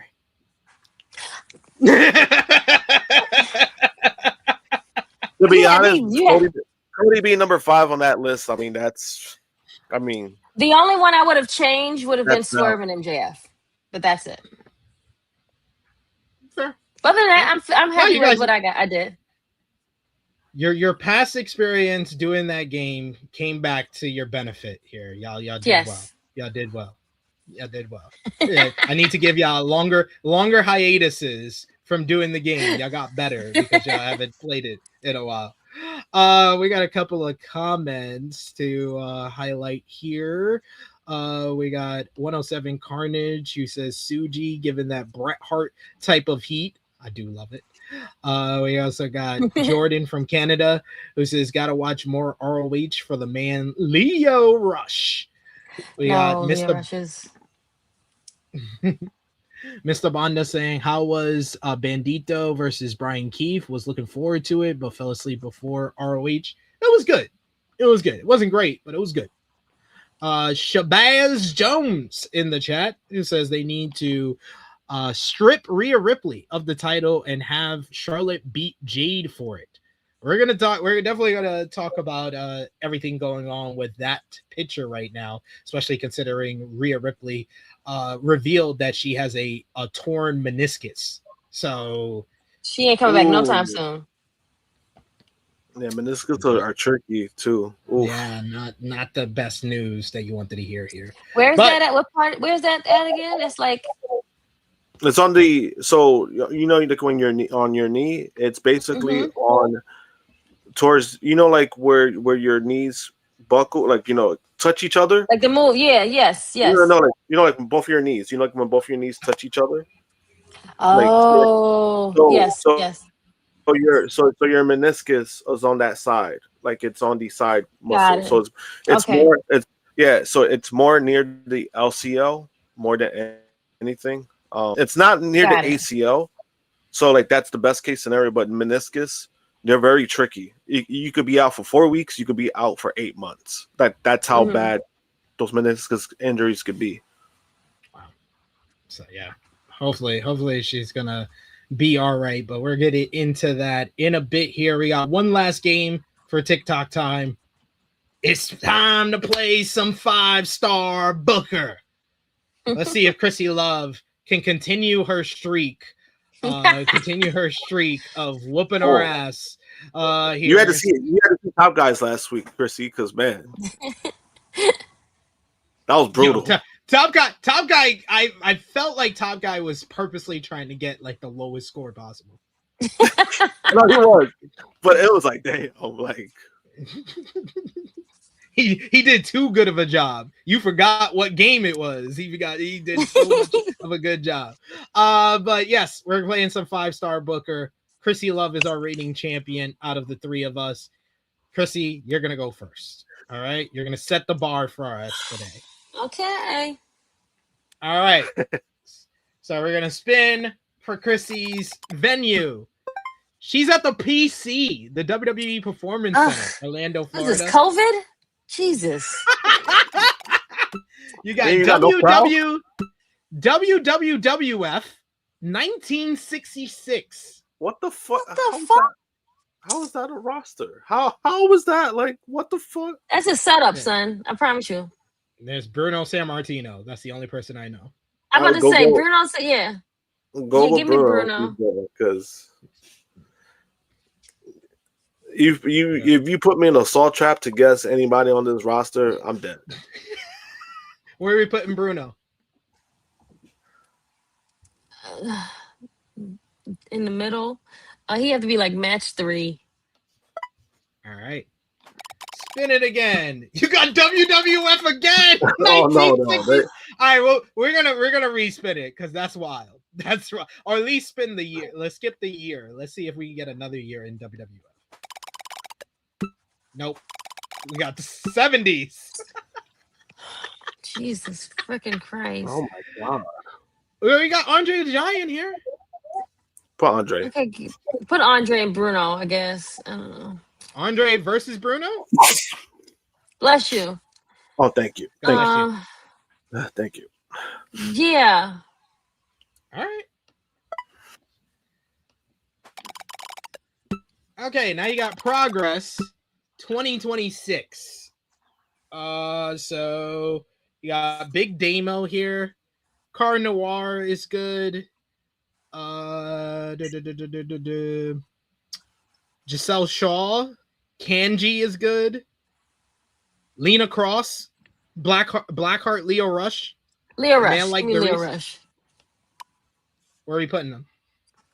We're going to put him in the opener. We're going to set the tone for the show. All right. Can she get a good... Damn, she has not gotten a good spin yet. Smoky Mountain Wrestling. They really want to fuck up my whole, like... Smoky Mountain Wrestling. Jesus Christ. Yeah. You got Bob Holly, Hardcore Holly. You got Brian Lee. You got Doug Furness. Our boy, Uncle Dutch. Dutch Mantell is here. Okay, we get Uncle Dutch. All right. That's a crazy match. Leo Rush versus Dutch. Yeah. Like she could put him anywhere. She doesn't have to put him against Leo. No, that's saying that's kind of like random, but I kind of like it. Yeah, I'm about to say I kind of like it too, though. Like, yeah, put him in Dutch. All right, Uncle Zeb versus Blackheart Leo Rush. Impact. Okay, finally something I can like. 2021. Now you have plenty of options here. Okay, see now that this is actually decent. This is actually pretty good because Impact 2021 was actually really good. Yeah. All right, Krssi, I'm gonna help you out here. Don't make any decisions until we get to the letter K, because this man is in the company at this time. Okay, so give me him. Who? He's gonna main event Kenny Omega. All right, you have to say the name. He's on a main event. Oh, sorry. Yep. There you go. All right, WXW 2002. Who? They what? Just keep giving you shit. Chris Hero is here. That's good. Chris Hero. Okay, you could give me like match number 2, I guess, for Chris Hero. I'm trying to see if there's anybody else because I don't know who's on this roster at this time. Yep, it's just Chris Hero. All right. I don't know anybody, so like. Just Chris Hero. Defy 2021. What? All right, you're in luck. You're in luck here. Okay. You're in luck. Okay. You're in luck, Krssi Luv, because this is I see Eddie Kingston. There's a bunch of AEW people here. There's Blake Christian. Brody King. There's Brody King. There's Christopher Daniels. There's Clark Connors of the Dogs. There's Danny Garcia, Eddie Kingston, El Phantasmo, Homicide, Joey Janela, John Moxley, Jordan Oliver. There's Nick Wayne. There is someone else. No, he's not here. Oh, Rocky Romero, Vert Vixen, another friend of the podcast, and Yuya Uemura. I'm gonna go. They're gonna go in.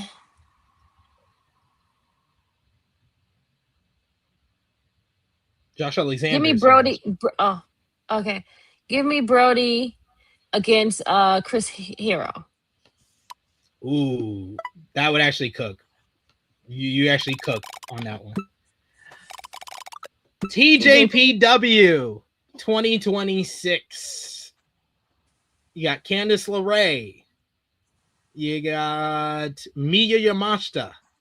You have Shoko Nakajima. You got Yuka Sakazaki. You got you. And that's all the people I know. I don't pick one. I don't even know none of these people. SP. You want me to skip the promotion? You want me to do another promotion? Sure. Okay, you got Noah 2016. So here you got El Desperado. We got Kaito Kiyomiya. We got Nakajima. Let's see, Lance Archer. Shibata, Lance Archer. Okay. Minoru Suzuki. Masaki Amiya is good. Suzuki. I love Suzuki. Suzuki where? He would be. Well, I only got one. There's one free match, and then there's the Omega opponent. Oh, okay. Give me the free match. Give me Suzuki. WXW 2023. So you got here. One called Manders is good. Anita Vaughn is good.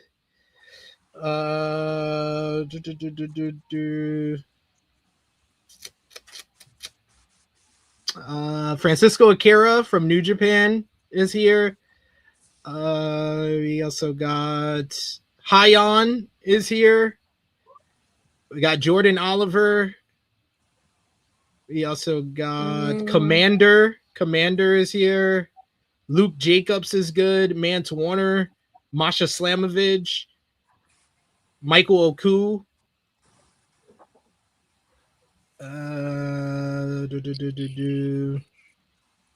Rampage Brown is good. That's it. Not a lot of options here. Trey Miguel is here. Give me Trey Miguel against Suzuki. and Yota Tsuji. Give me Trey Trey Miguel? Miguel. Yep. Against Tsuji. Against Yep. Suzuki. Yep. All right, give her something good for this final one. DDT. Oh, fuck. 1999. Do it and spin again. God. Can't spin it again. We ran out. Fuck. This thing sucked. They wanted me to lose. They literally said, set me up. You won way too much last time. We fucking you over. Over is an understatement. Yeah, I have no idea. Okay. No, this is dumb. I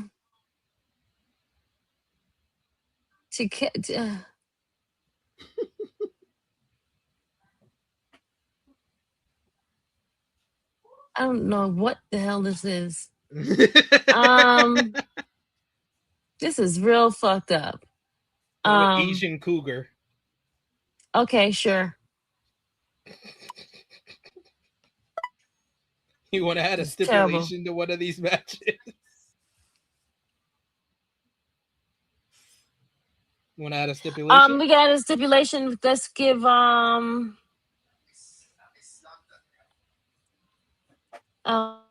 let's do let's give the main event a stipulation then. Okay. Like a steel cage. Steel cage. All right. Mm-hmm. Boom. Let's see what she did. Let's see how it goes here. You did a strong show. You got a B. You got a 56.8. Supposedly. Dutch Mantel versus Leo Rush got 2.5 stars. Oh my! Dutch won too. Dutch won. What? I ain't gonna give Leo 2 stars, yo. Chris Hero and Brody King got 5.5 stars. I knew that would cook. Hey, Bruno Sammartino and Andre the Giant got 6 stars. Okay. Andre won that one. Brody King won the other one. Then Minoru Suzuki versus Trey Miguel got 4 stars. Minoru Suzuki won that one. And then Omega versus Asian Cougar in a steel cage got 4 stars. Okay. These are good. Jesus Christ. I think they set me up, but whatever. They set you up to fail, girl. I wouldn't take that if I was you. All right, so 56.8 is the score to beat Josh. Are you ready? You guys are going to surpass that for sure. All right, let's spin for Josh's venue. He's in Arena, Mexico. Look at that. See? Look at that. Already got a better venue. Noah 2011, Josh. Aerostar, Big Van Walter, Claudio Castagnoli, Colt Cabana, Delirious, Eddie Edwards, Gato, Go Shiozaki, Hiromu Takahashi, Jack Evans, Joe Doring, Nakajima, Kensuke Sasaki, Kento Miyahara. I'll go with Claudio. That's a safe bet. All right, Claudio before he signed with WWE. Where are you putting him? I'll put him at the opener. Oh, look at this guy. Got AEW 20. Oh wow! Finally. Setup. See, this is a whole damn setup. He already passed me with AEW. Who you want, Josh? Kenny Omega main event. Everybody's having Kenny Omega in their main event. I see how it is. Oh, are they trying to jip you because we just had Kenny Omega? Maybe. I don't see him. Josh. That's some bullshit. Okay, there you go. I was about to laugh that they didn't have him. Of all times, I finally get AEW. They go do that shit. IWA Mid-South. There's CM Punk. There's Colt Cabana. CM Punk. Again, too. Or in what match? Opening match. Pair him up with Claudio. I think that'd be fun. There we go. WWF 1968. Jesus Christ. Just go with Bruno, man. Don't think Why does it have 3 W's? Yeah, I'm confused. It was Worldwide Wrestling Federation. Oh, Got it. Okay. Sure. Where are you putting Bruno? I'll put match number 3.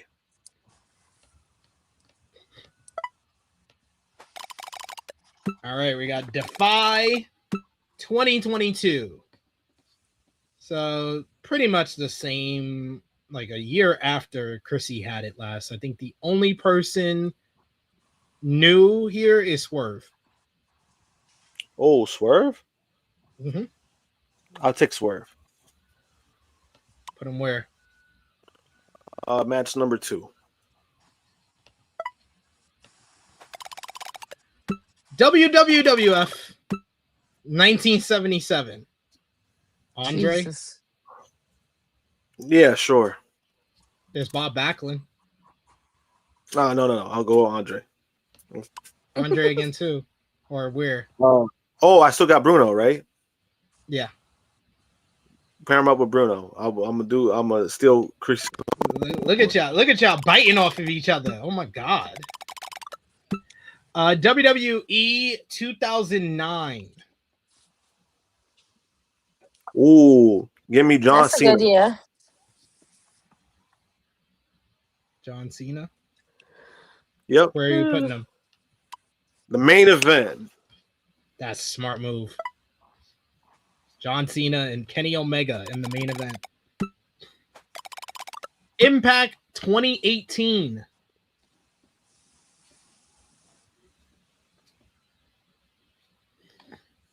What you doing? Who are you picking? Who's on this roster again from 2018? I'm trying to remember. There is Abyss, Ace Austin, Aerostar, Alberto El Patron, Anthony Bowens is here. That's crazy. Austin Aries. No. Chavo Guerrero Jr. Give me Austin Aries. I know a lot of people won't like that choice, but you're still a good wrestler. Got Pentagon Jr. and Ray Phoenix and LAX. I'll take Penta. Oh, I'll take Penta. Where are you putting him? I still got Swerve, right? Against Swerve. I'll put him against Swerve. New Japan Pro Wrestling 1989. This doesn't sound promising. Big Van Vader's here. I'll put Vader. Vader in the 4th match. And then final participant, ROH 2023. You said 2023? Yep. Who's on the 2023 roster? Adam Cole, AR Fox, Big Bill, Blake Christian, Brian Cage, Brock Anderson, Christopher Daniels. Brian Cage against Vader. That's funny. I want to see Brian Cage lift up that fat ass. What? You put a stipulation on any of these matches? I don't think they need it. Okay. I'll take my chances. I don't want to put. I'll see how hard I do without it. Holy shit! He got a Meltzer approved. 92.2. God See, damn. I told you he was gonna get higher than me, regardless. Mine was terrible. 92.2. Claudio Castagnoli beat CM Punk 6 stars. Then we got Swerve Strickland beating Pentagon Jr. 6.25 stars. It was Swerve's house rules. Oh wow. Apparently. Then we got Bruno Sammartino and Andre the Giant. Once again, 6 stars. Andre got the win. Big Van Vader and Brian Cage got 6.25. I'm shocked with that one. Big Van Vader won. And then Kenny Omega, John Cena, 6.5 stars. John Cena won. Oh wow, John Cena won. That does sound right for 2009 John Cena. He's like, I'm winning this one, brother. I'm winning this one. Move out the way. Oh man, what a card! What a card by Josh. Josh is making it harder for me. I'm asked out. I'm asked out. No way I'm getting 92.2. What the fuck? All right, let's see what I can do here. Let's spin the venue. Where are we at? Fuck, I'm in the Performance Center too? Set up for failure, son. TNA 2003, AJ Styles. Let's put him in the opener. IWA Mid-South 2020. I didn't even know they were still around in 2020. We'll be picking here. IWA Mid-South. Atticus Cogar is here. Blake Christian is here. Calvin Takeman is here. Nobody that's jumping off the page for me here. Haley J. This is kind of ugly. This is not a good look, honestly, guys. I don't know what I'm doing here. Mance Warner, Marcus Mathers, Michael Elgin. Set up for failure, son. I hate all these choices. Oh, Queen Nominata is here. I don't hate her. Queen Nominata is here. Let me pick her. That's good then. Shakara, 2008. 2008 Shakara. I know Claudio's here. I know Eddie Kingston's here. Let's put. Wait, who else is here? Is anyone else I know that's working here? Brody Lee is here. Oh, okay. I might pick Brody. Even though I want to pick Eddie. Larry Sweeney's here? That's my guy, Larry Sweeney. Let's go with Eddie Kingston. I'm going to pick Eddie. Put him in match 2. WWE 2013 WWE. Where is Daniel Bryan? Call it a day. Main event. Defy 2020 Defy. I have no idea who's in this company. Brody King, maybe. Killer Cross, maybe. There's no one here, so I'm just gonna pick Brody King. Brody King versus Eddie Kingston. Why the hell not? GCW 2017. GCW 2017. Is there any women working here? Okay, there's 5 women. Veda Scott, Penelope Ford, Faye Jackson. Nah, I'm not gonna do that. Is there any tag teams here? Any tag teams worth a damn here? Probably not. Private Party? Maybe. Damn, I should have put Nick Gage against freaking Eddie Kingston. Oh, let's put Darby against AJ Styles in the opener. Like that. That's dope. That's cooking. All right, 2011 NXT. The worst era of NXT. This is gross. This is like totally gross. Oh, the Usos are here. But this is when they were kind of trash, though. Kind of sucks. Seth Rollins. Seth Rollins is here. Let's see what we got tag team wise.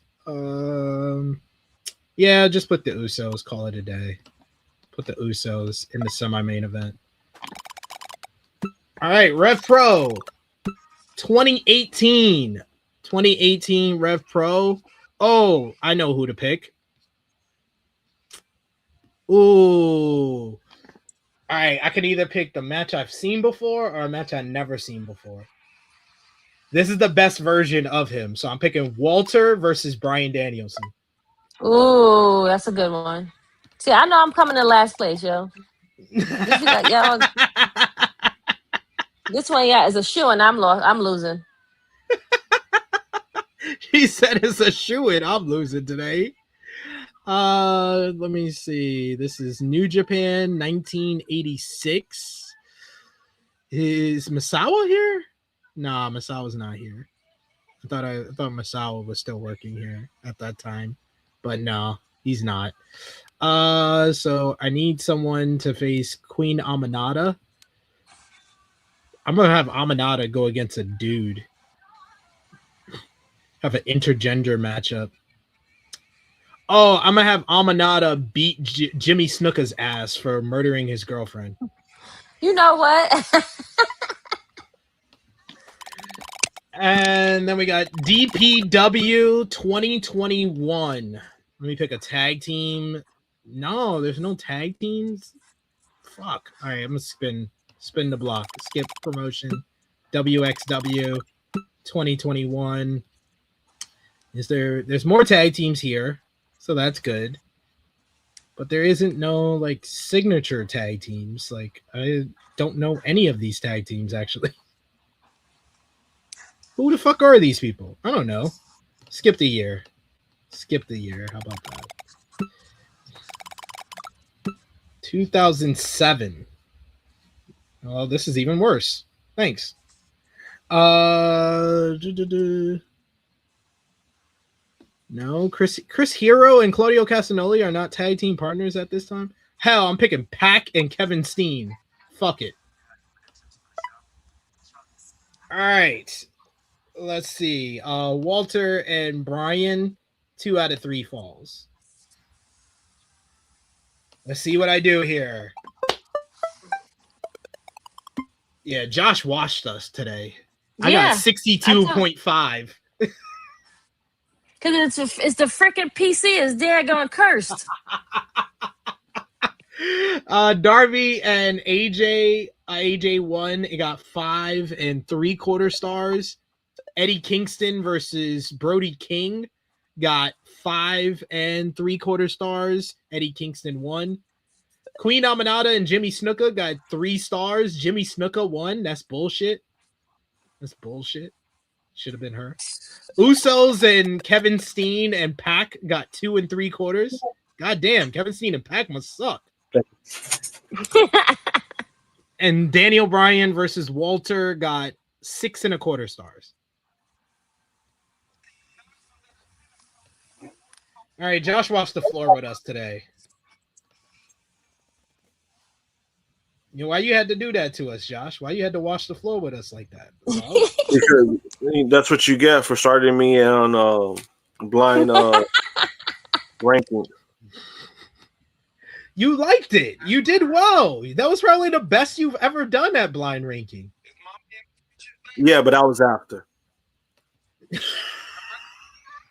You can't just be happy with the fact that you were able to figure out the blind ranking after all the times that it came back to haunt you and you didn't do well. You can't just be happy.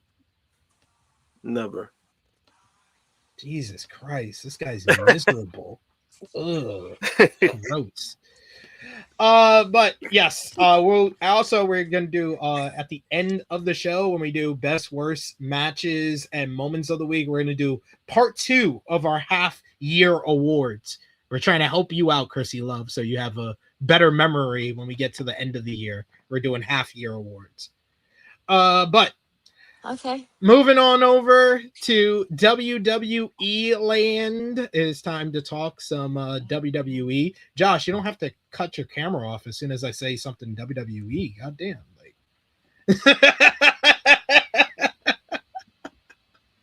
We are talking about WWE now, but we're going to start off this week. We're going to start with actually Monday Night Raw instead of Friday Night SmackDown this week, mainly because Monday Night Raw might have been one of the more noteworthy shows of the week this week. The show last week did 2.3 million viewers. This week, the show came on the air with Sami Zayn arriving at the building to kick off. He was confronted by Cody Rhodes before Gunther attacked the American Nightmare. He powerbombed him through a table. He told Sami that he was coming for the WWE title before he kicked a car door on Cody's head. Due to this attack, Cody could no longer be medically cleared to compete in his scheduled WWE Championship matchup later in the night. However, Nick Aldis was able to find a replacement, and that replacement was CM Punk. CM Punk in his hometown of Chicago, Illinois, picked up the win over Sami Zayn in an absolutely splendid main event to the show, as CM Punk became an 8-time undisputed WWE World Champion, beating Sami Zayn, ending his reign after only 9 days, as he celebrated with his hometown fans, going into the crowd, a nice little callback to his Money in the Bank win all those years ago. Elsewhere on the show opened with Seth Rollins coming out to talk about his history with Roman Reigns and what has driven each of his actions during their feud with one another over the last 14 years. This brought out LA Knight to interrupt, who cut a scathing promo on Seth as well as Roman. Rollins then said that he would promise to win the World Heavyweight Championship and go on to defend it against Knight after he became the champion. But once he left, Jimmy Uso came out and super kicked Knight, laying him out. Later in the show, the megastar would go after Jimmy to get some revenge when he was laid out by Jacob Fatu instead. Then you also had on the show, Paul Heyman came out for a promo to address the Hell in a Cell match at SummerSlam, but he was interrupted by Oba Femi, who wanted him to say it to his face. This led to Heyman cutting a promo promising that Lesnar will destroy Oba inside the cell and warned him of his history in this particular stipulation, while Femi responded by promising he was in fact ready and does not fear Brock and does not fear Hell in a Cell and would see Brock in hell. Rusev and Ethan Page picked up a win over Dragon Lee and Chad Gable in tag team action to hype up the Intercontinental Championship #1 contenders gauntlet next week. Post-match, Page and Rusev beat down both Dragon Lee and Gable, locking Gable in the accolade after the bout. This led to Joe Hendry coming out to make the save. Unfortunately, the numbers got the better of Hendry, who was laid out by Rusev and Page himself. Then you also had Sol Ruca retain the WWE Women's Intercontinental Championship over Raquel Rodriguez, thanks to an assist from Io Sky, who took care of Judgment Day for Sol as she picked up the win with the Soul Snatcher. And then finally, the Visions, Austin Theory, and Braun Breaker beat Street Profits to win the WWE World Tag Team Championships, thanks in large part to Maxine Dupree, who turned heel and aligned with Austin Theory, helping the Vision reclaim the titles in Chicago. Krssi Luv. How many days they had it too? 9 days 2 too? weeks, 14 days. Okay, well, Krssi Luv, what did you think about Raw this week?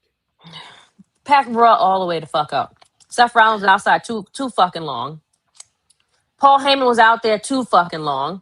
Thank God LA Knight came and saved that portion of the whole thing, because I was like, what are we doing right now? Hate that the Street Profits lost. The thing that saved Raw was the main event. Point blank, period. Yeah, definitely.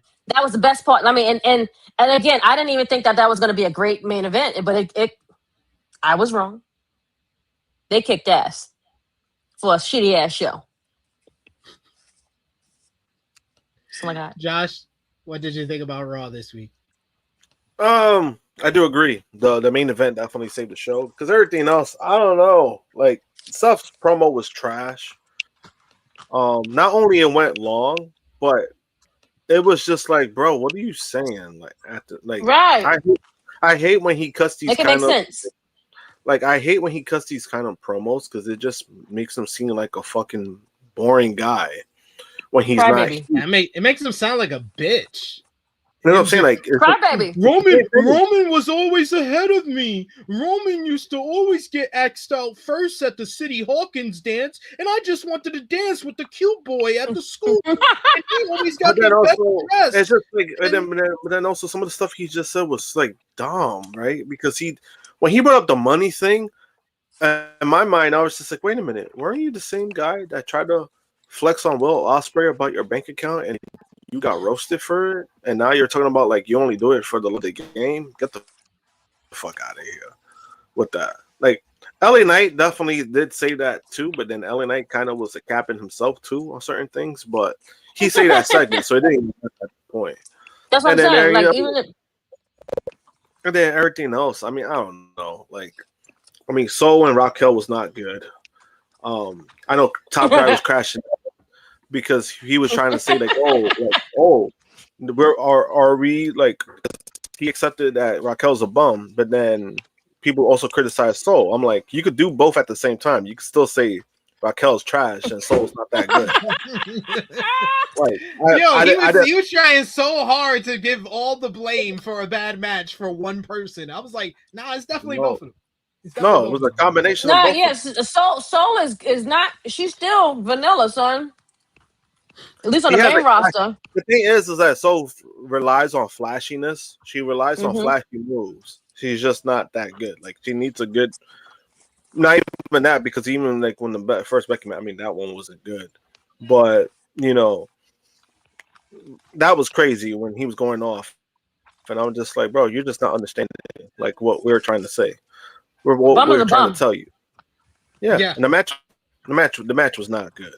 And then as far as the main event, like I said, the main event saved the show itself. Punk, I knew Punk was gonna play a factor either for the match or after. Like, I knew he was gonna show up. It was just a matter of how he showed up or what he did. The match was great. I'm not gonna take away from that because I thought it was a great match.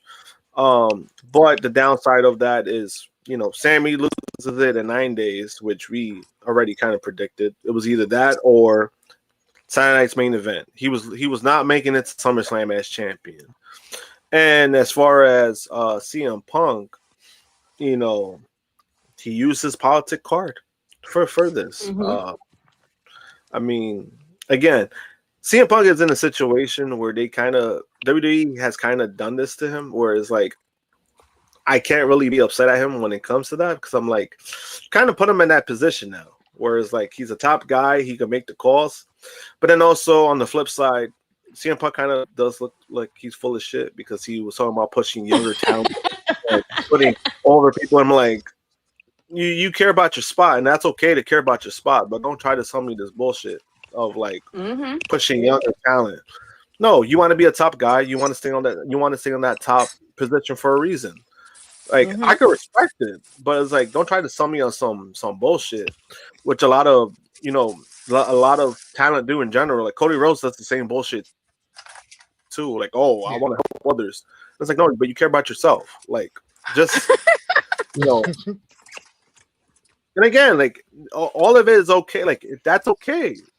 In the wrestling business, you need to be selfish, but don't try to sell me on this good guy shit. And you're still doing what others did. You know what I mean? And like, you're doing exactly what others did that you're saying you were never gonna do, and now you're doing it in the first place. Yeah. I mean, the whole Punk coming in, returning to win the title, it's very much Rock coming back to beat him for the WWE title from 2013. And I'm honestly, I know there's been a lot of like heat online about Punk coming back this way. I've been seeing all the posts about calling Punk CM Hogan. I'm all for some of my favorite wrestlers or the people that I think are so talented in wrestling getting what they always wanted. And this is exactly what Punk always wanted.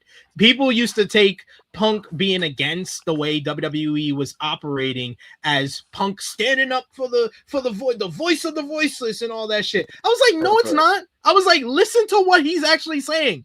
He is not mad because that's the way it's being done. He's mad because he's not the one benefiting from it. Once he benefits from it, We ain't hear nothing about WWE politics since he's been back because he's benefited from it now. Oh, you mean Punk, right? Punk is finally the star that he always wanted to be fucking 13 years ago. And now he's getting the benefits of it. And that's why you're not going to hear Punk complain about politics in WWE, complain about people passing him over, because there's only one or two guys that are bigger stars than him in this company. He is a part of the upper echelon. He is a part of the elite of WWE, so he is benefiting from it. So he is getting all the things that the Rocks of the world, the Brock Lesnar's of the world, were getting in the early 2010s. That's what Punk gets now. That's what Rollins gets now. That's what Reigns gets. That's what Cody gets. The big four, the core four, as we talked about earlier, they will always be persistent and always be around at the top of the card. That's why WWE has no incentive whatsoever to make a new star. Mm-hmm. This is what it is. But that's why it's boring. Excellent match by Punk and Sami. Sami Zayn is in top form right now between the triple threat at Night of Champions and then this match here. Punk is the WWE Wrestler of the Year.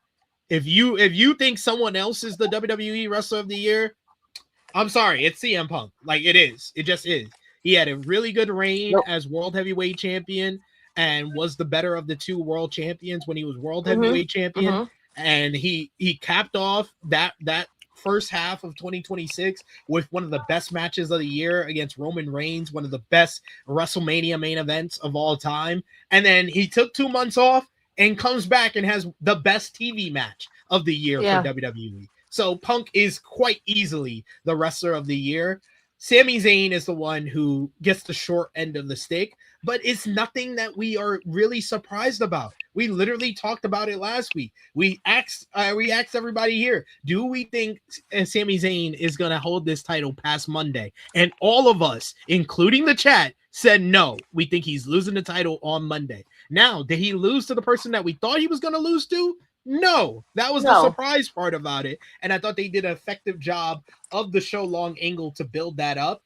It's just the rest of that show on Monday wasn't worth a fucking shit. It wasn't worth toilet paper to wipe my ass on.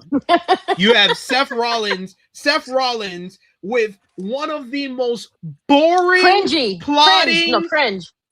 boring plotting fucking promos I've heard in quite some time. Like that shit just made me want to turn off my TV immediately. LA Knight outclassed him on the mic. Glad for that. And then Paul Heyman said, hold my beer, Seth. I'm going to cut a boring ass promo, a fucking repetitive promo that we have all heard 1,001 times. I think I'm ready to call it. Paul Heyman's washed. When they form that whole Paul Heyman is Shaquille O'Neal on the Boston Celtics right now. He is. Like he's saying the same shit. Damn, the Boston. God damn. Like, fuck. He's Shaq on the Celtics. Shaq on this. If you showed me a picture of Shaq on the Celtics and Paul Heyman standing next to the Vision, I would be like, I don't know the difference. That's what I'm saying. Ever since he formed this Vision, this Vision 2.0, he's been trashed ever since, son. Pack his ass up. I said it on Monday when I was talking with JJ. I think it was with JJ, or I think it was either with JJ or it was with Jimmy on Thursday. And I was like, the Paul Heyman coming into wrestling in like with ECW and stuff. That's Shaq in college. Then Paul Heyman running ECW. That's Shaq in Orlando. Then ECW closing down and Paul Heyman coming to WWE, being a part of the alliance, into being Brock Lesnar's manager, into all the way to like the Punk run and the Bloodline runs. That's Shaq on the Los Angeles Lakers or Shaq in Miami. Then him deciding to team up with Seth Rollins and create the Vision. That's Shaq in the Phoenix Suns. And then the past year has been. Shaq was on the Suns too? Yes, he was. He was on the Suns. Why don't I remember that? Yeah. That's terrible. Yeah, that's what I said, Tech. I'm ready to call it. This is actually Shaq on the Celtics. Shaq on the Phoenix Suns was Paul Heyman with the Vision. Shaq, right now, Paul Heyman is Shaq on the Celtics. He is washed. He's done. I'm like, why do they keep making the Vision a thing, though? Like, why are we doing this? No one gives a shit about them. I feel like they're now trying to throw Theory down our throats. Like, when you brought Theory back, no one gave a shit. We still don't give a shit about him. And you keep trying to make us give a shit about him. That Maxine Dupree low blow, though? Holy shit. She tried to make sure that Angelo Dawkins never has kids. Had kids, yeah. That was a legit low blow. Legit. It was. She ain't holding back, not whatsoever. At least she could do something right. Because other shit she can't do. That is true. That is true. So, do you think that, Krssi, do you think that WWE did Sami Zayn dirty with the WWE Championship run being 9 days? And do you see Sami Zayn winning back the WWE title ever in his career? Yes, I believe it was dirty because at least to give him at least like a good 30 days, you know what I'm saying? Like, but okay, fine. Phil had to win in Chicago, no problem. But you guys thought it was a good enough reason to put the belt on him for like shock value, was that? But then you took it off. So it's like, what was the point of it all? Like, he should have just lost last week if that was the case. Like, I guess Cody didn't want to lose to Punk. No, they had to save that. They had to save that matchup for SummerSlam. So I guess. But I feel bad. I mean, I'm happy. They went with the difference in making Sammy win. I thought Sammy could have had a good run, but hopefully he gets another chance at this. But they only gave Kofi one run too, so I don't know. I don't think it's happening. Might be right. Yeah, I don't think that's gonna happen. I think Sammy it's over for Sammy. Damn, I'm sad to say that. Damn it. I don't want to be right, but I think it's over. And adding on to that, you had last night's Friday Night SmackDown. The show featured CM Punk opening the program to call out all the different challengers he could possibly face for his undisputed WWE Championship. This led to Cody Rhodes coming out to challenge Punk for the title at SummerSlam. Punk accepted, and the match was made official. The rest of the show was then focused on the fallout from this decision and announcement. Sami Zayn wasn't pleased after taking a mental health break from SmackDown as he called Aldis over the phone, while Gunther was pissed and demanded Nick Aldis put him in the title match. At the end of the night, Gunther called out Aldis to change his decision, which led to the SmackDown general manager making Gunther and Sammy versus Cody and Punk at Saturday night's main event next weekend. However, Gunther was livid and viciously assaulted Aldis, locking him in the sleeper, making him pass out several times to close the program. Then we had a whole bunch of Bloodline drama on the show last night as the Bloodline came out to call out Solo Sikoa, but they got Royce Keys instead. This led to an in-ring confrontation where Keys said that blood doesn't make you family, loyalty does, and saying that he wants to save Fatu from falling in with the Bloodline. Following Jimmy Uso throwing out a threat, Fatu left him on his own to take care of this himself. This led to Jimmy actually taking care of it himself. Jimmy Uso picked up a win over Royce fucking Keys after outside interference from Solo Sikoa and Jacob Fatu, who were brawling at ringside. You also had Jade Cargill scored a victory over Alexa Bliss in singles competition. After the matchup, Cargill, Michin, and B-Fab jumped Charlotte Flair and held her back as Jade broke Bliss's arm with a steel chair. You had Finn Balor. He defeated Tama Tonga in a good matchup. You also had Trick Williams, who received his own custom-made United States Championship. Fur covered, fur leather. with his new U.S. title as he went one-on-one with Carmelo Hayes. Unfortunately, this match went to a no contest because of the returning Baron Corbin, who came out and laid out both Mello and Trick as he stood tall in his return to the WWE for the first time in 2 years. Big Breakfast is back, baby! My favorite constable, my favorite general manager, my favorite king, my favorite lone wolf, my favorite wolf dog, my favorite Big Breakfast, Baron Corbin is back, baby! End of days!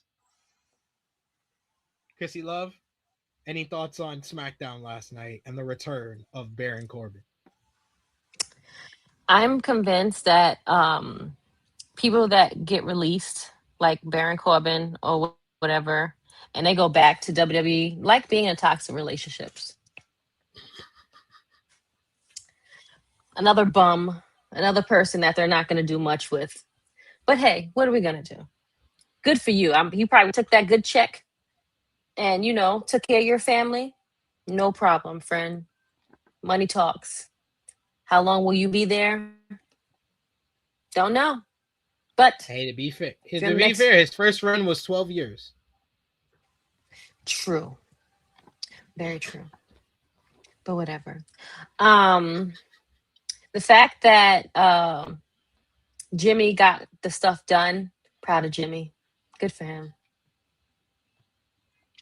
Otherwise, SmackDown was SmackDown. Oh, I was watching it and my husband was like, that looked like Little Yachty. That person looked like Little Yachty. I was like, baby, that is Little Yachty. He was like, for real? Since when is he? I was like, he been on wrestling for a good minute too. He been on a show every week. Like he's actually on payroll. He's committed. He's committed. Like, yeah, I was like, this is one person that's actually really committed to being someone's manager and mouthpiece and is doing a great job. That's true. Yeah, they did cut the feed for the end of the show. Cody came out to make the save for Aldis against Gunther, and they cut the feed. Why?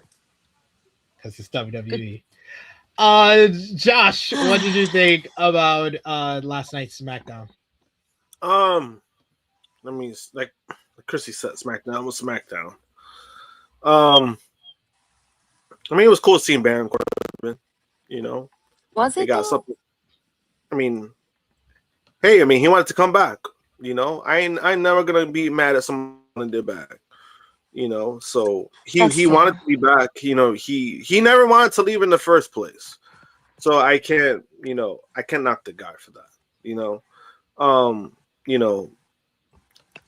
But everything else, the Cody and Punk stuff, I didn't like it that much. Because I was just that was painfully boring. It's all been boring shit. The last two shows, like it's boring promos by your top men. Give me a fucking break. But I had people last night because I did the post show on Fightful, and people were like, "Oh, it's the same thing on Raw. You just have Cody and Seth just asking for title matches, and then they get it at SummerSlam. The SummerSlam's main events have not been, that much creative put into it." I was like, it's totally different thing from Seth Rollins, who, if you were a first-time fan and watch Raw for the first time in years on that Monday that Seth made the challenge to Roman, Seth laid out the entire story for you. I'm not talking about Seth from this week. I'm talking Seth from the week prior, where he did some of his best promo work, where he laid out the whole fucking Seth Rollins Roman Reigns story for you, explain why he was basically goading Roman Reigns into the matchup, playing to his insecurities to get the matchup. That made sense for the characters. That made sense if you were a casual fan and didn't know anything, and he explained everything throughout. Cody Rhodes and CM Punk have years of history.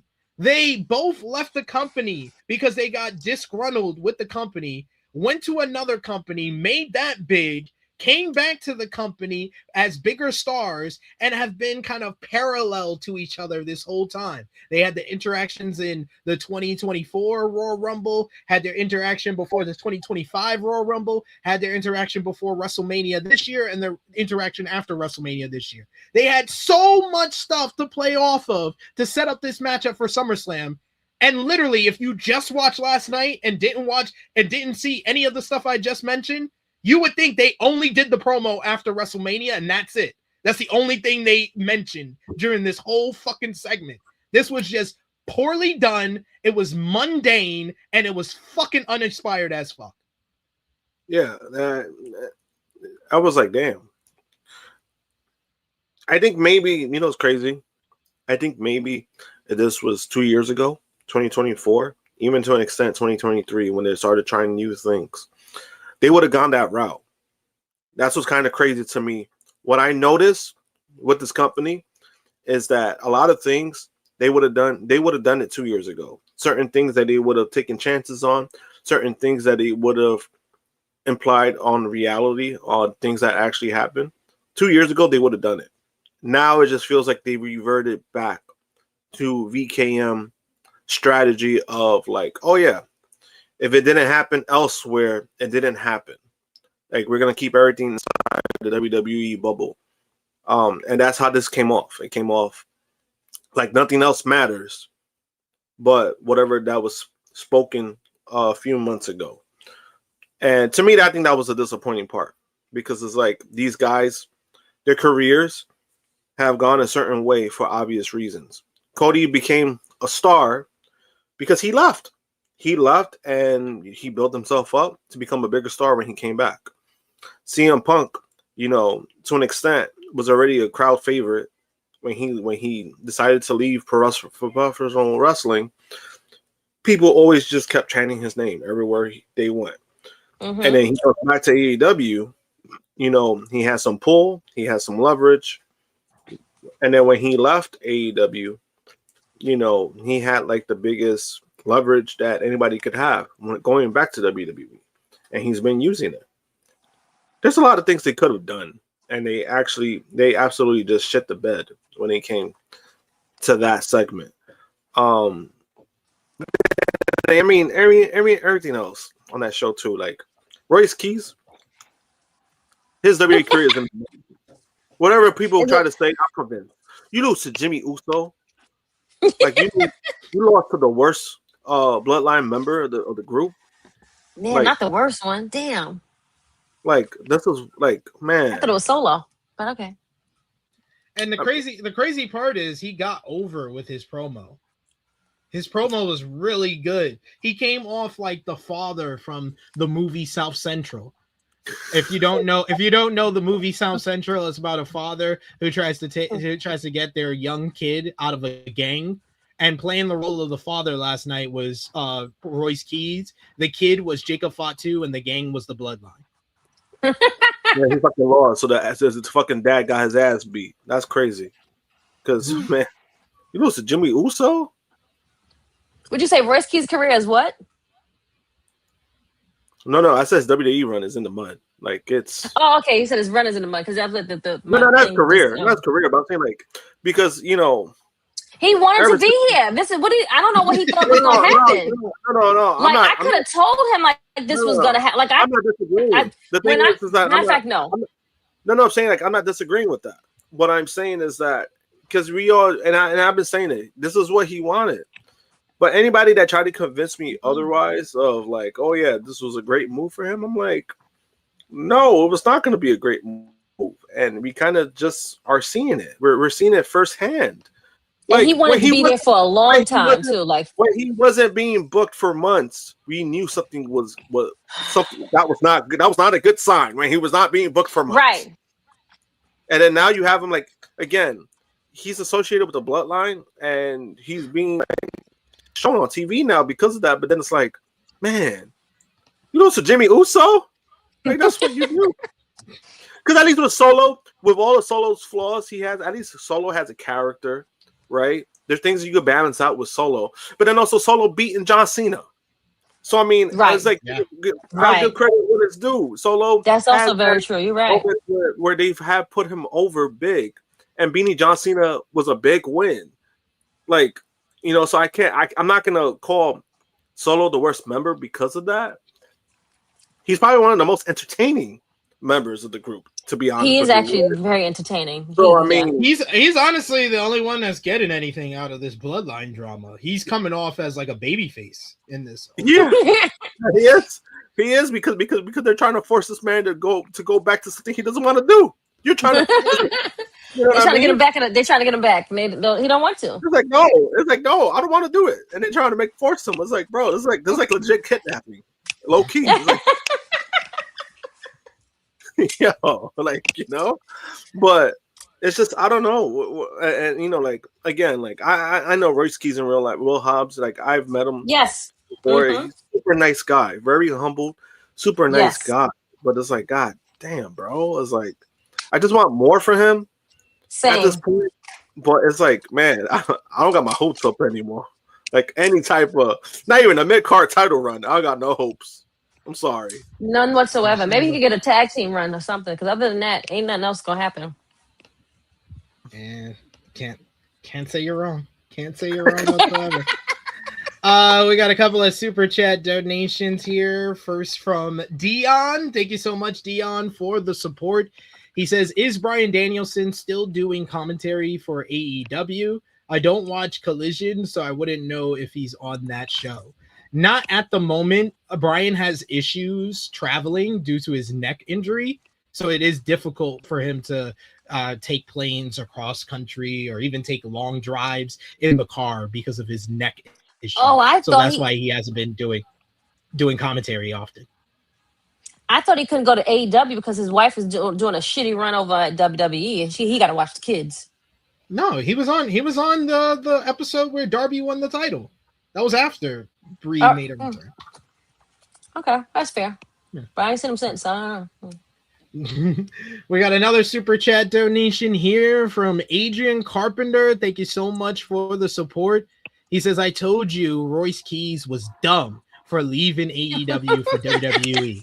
He's already lost all credibility. Damn shame. And like Josh said, he's person wise, he's a really nice person. And I would love for him to get much more, but unfortunately, when you're dealing with Paul and his people, you just got a courtesy contract because of your friend.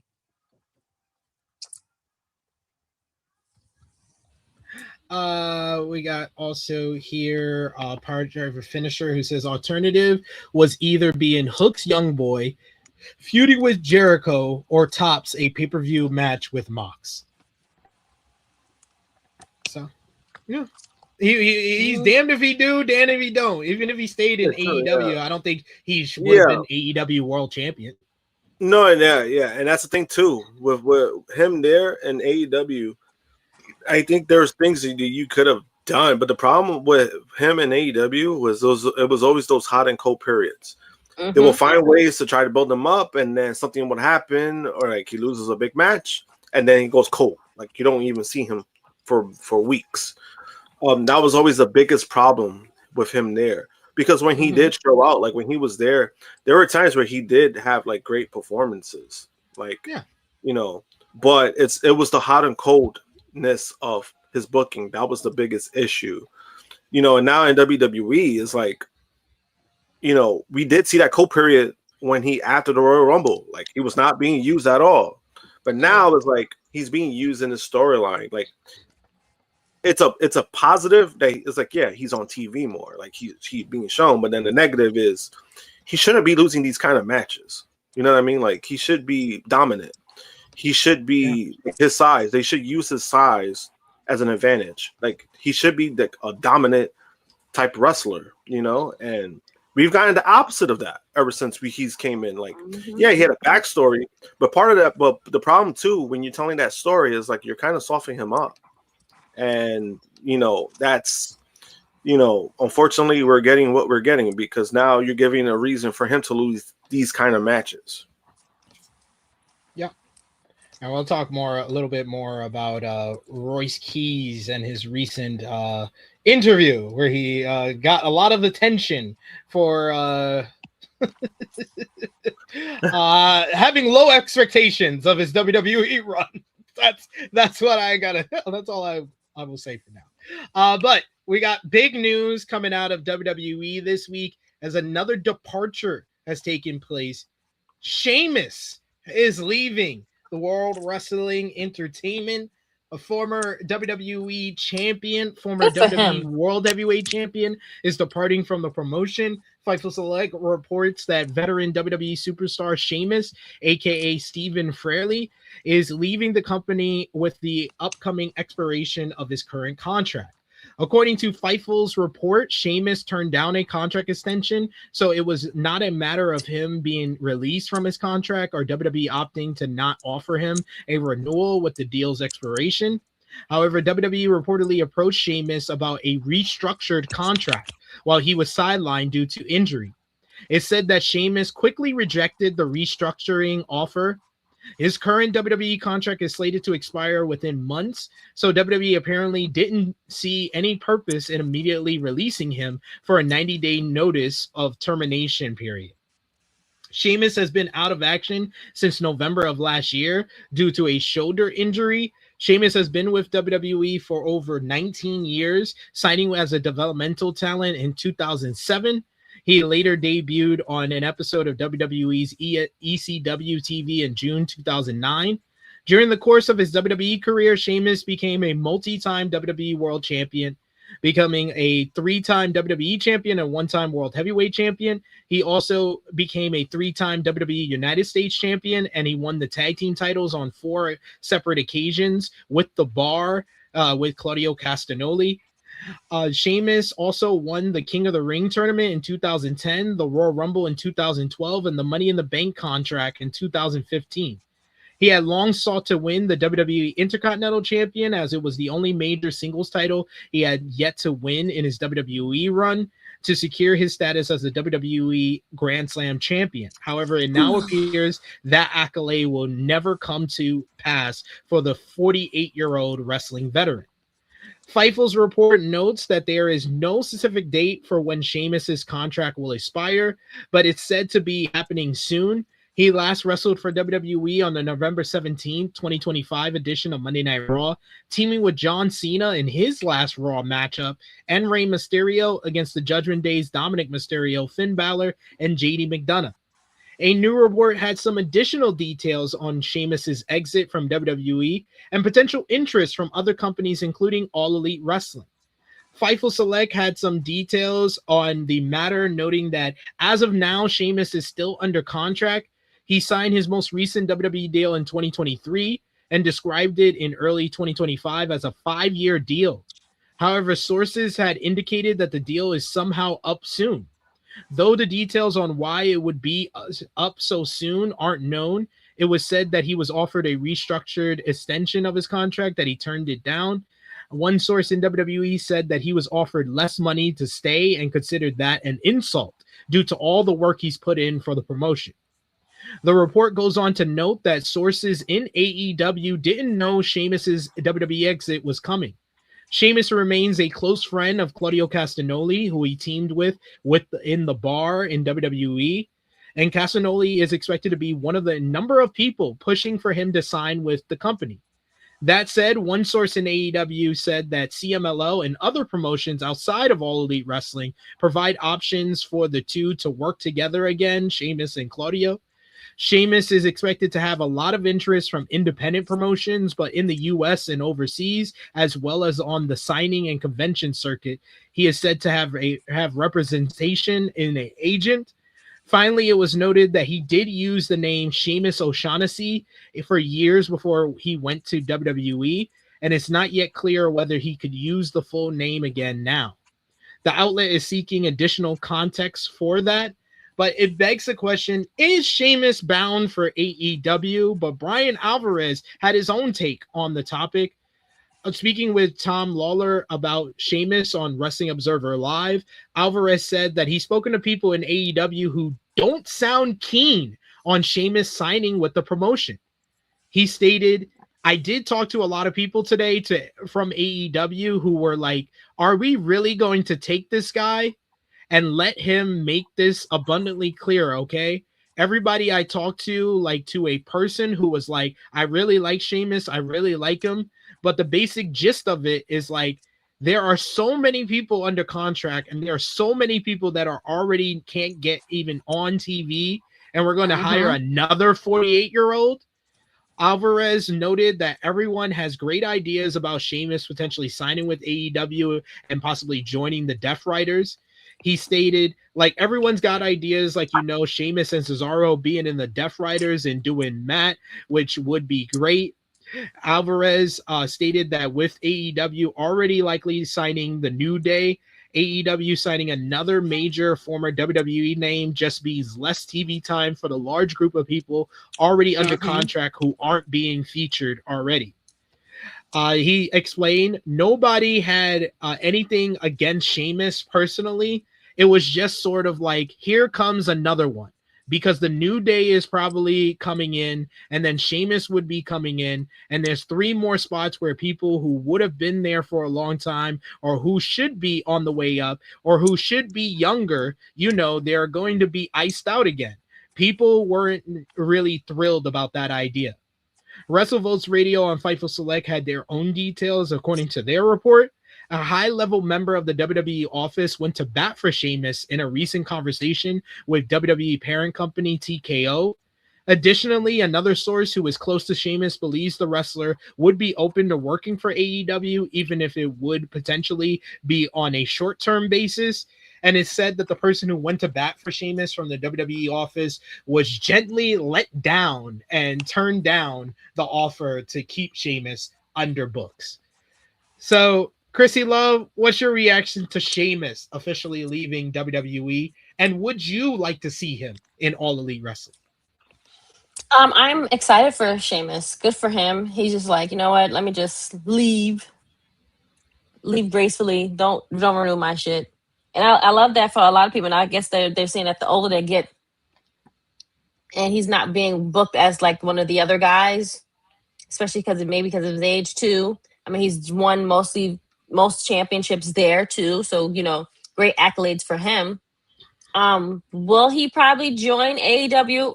Yes, but I don't think right now. Okay. So you're saying yes. So you would like to see him in AEW is what you're saying. I wouldn't mind seeing him in AEW, but I do understand what they're saying. Like, he's going to have another older guy take the reins from the younger people, or the talent that they have there. Yeah, it makes sense. I get all that. It does make a lot of sense. Josh, what's your reaction to Sheamus leaving WWE, and would you like to see him in AEW? I mean, I was surprised just because, like, I thought he would be a guy that would stay there. And then eventually when he decides to retire, he'll retire under the WWE banner. But time to time, we've seen we've seen the direction things have gone under TKO. This is not WWE anymore.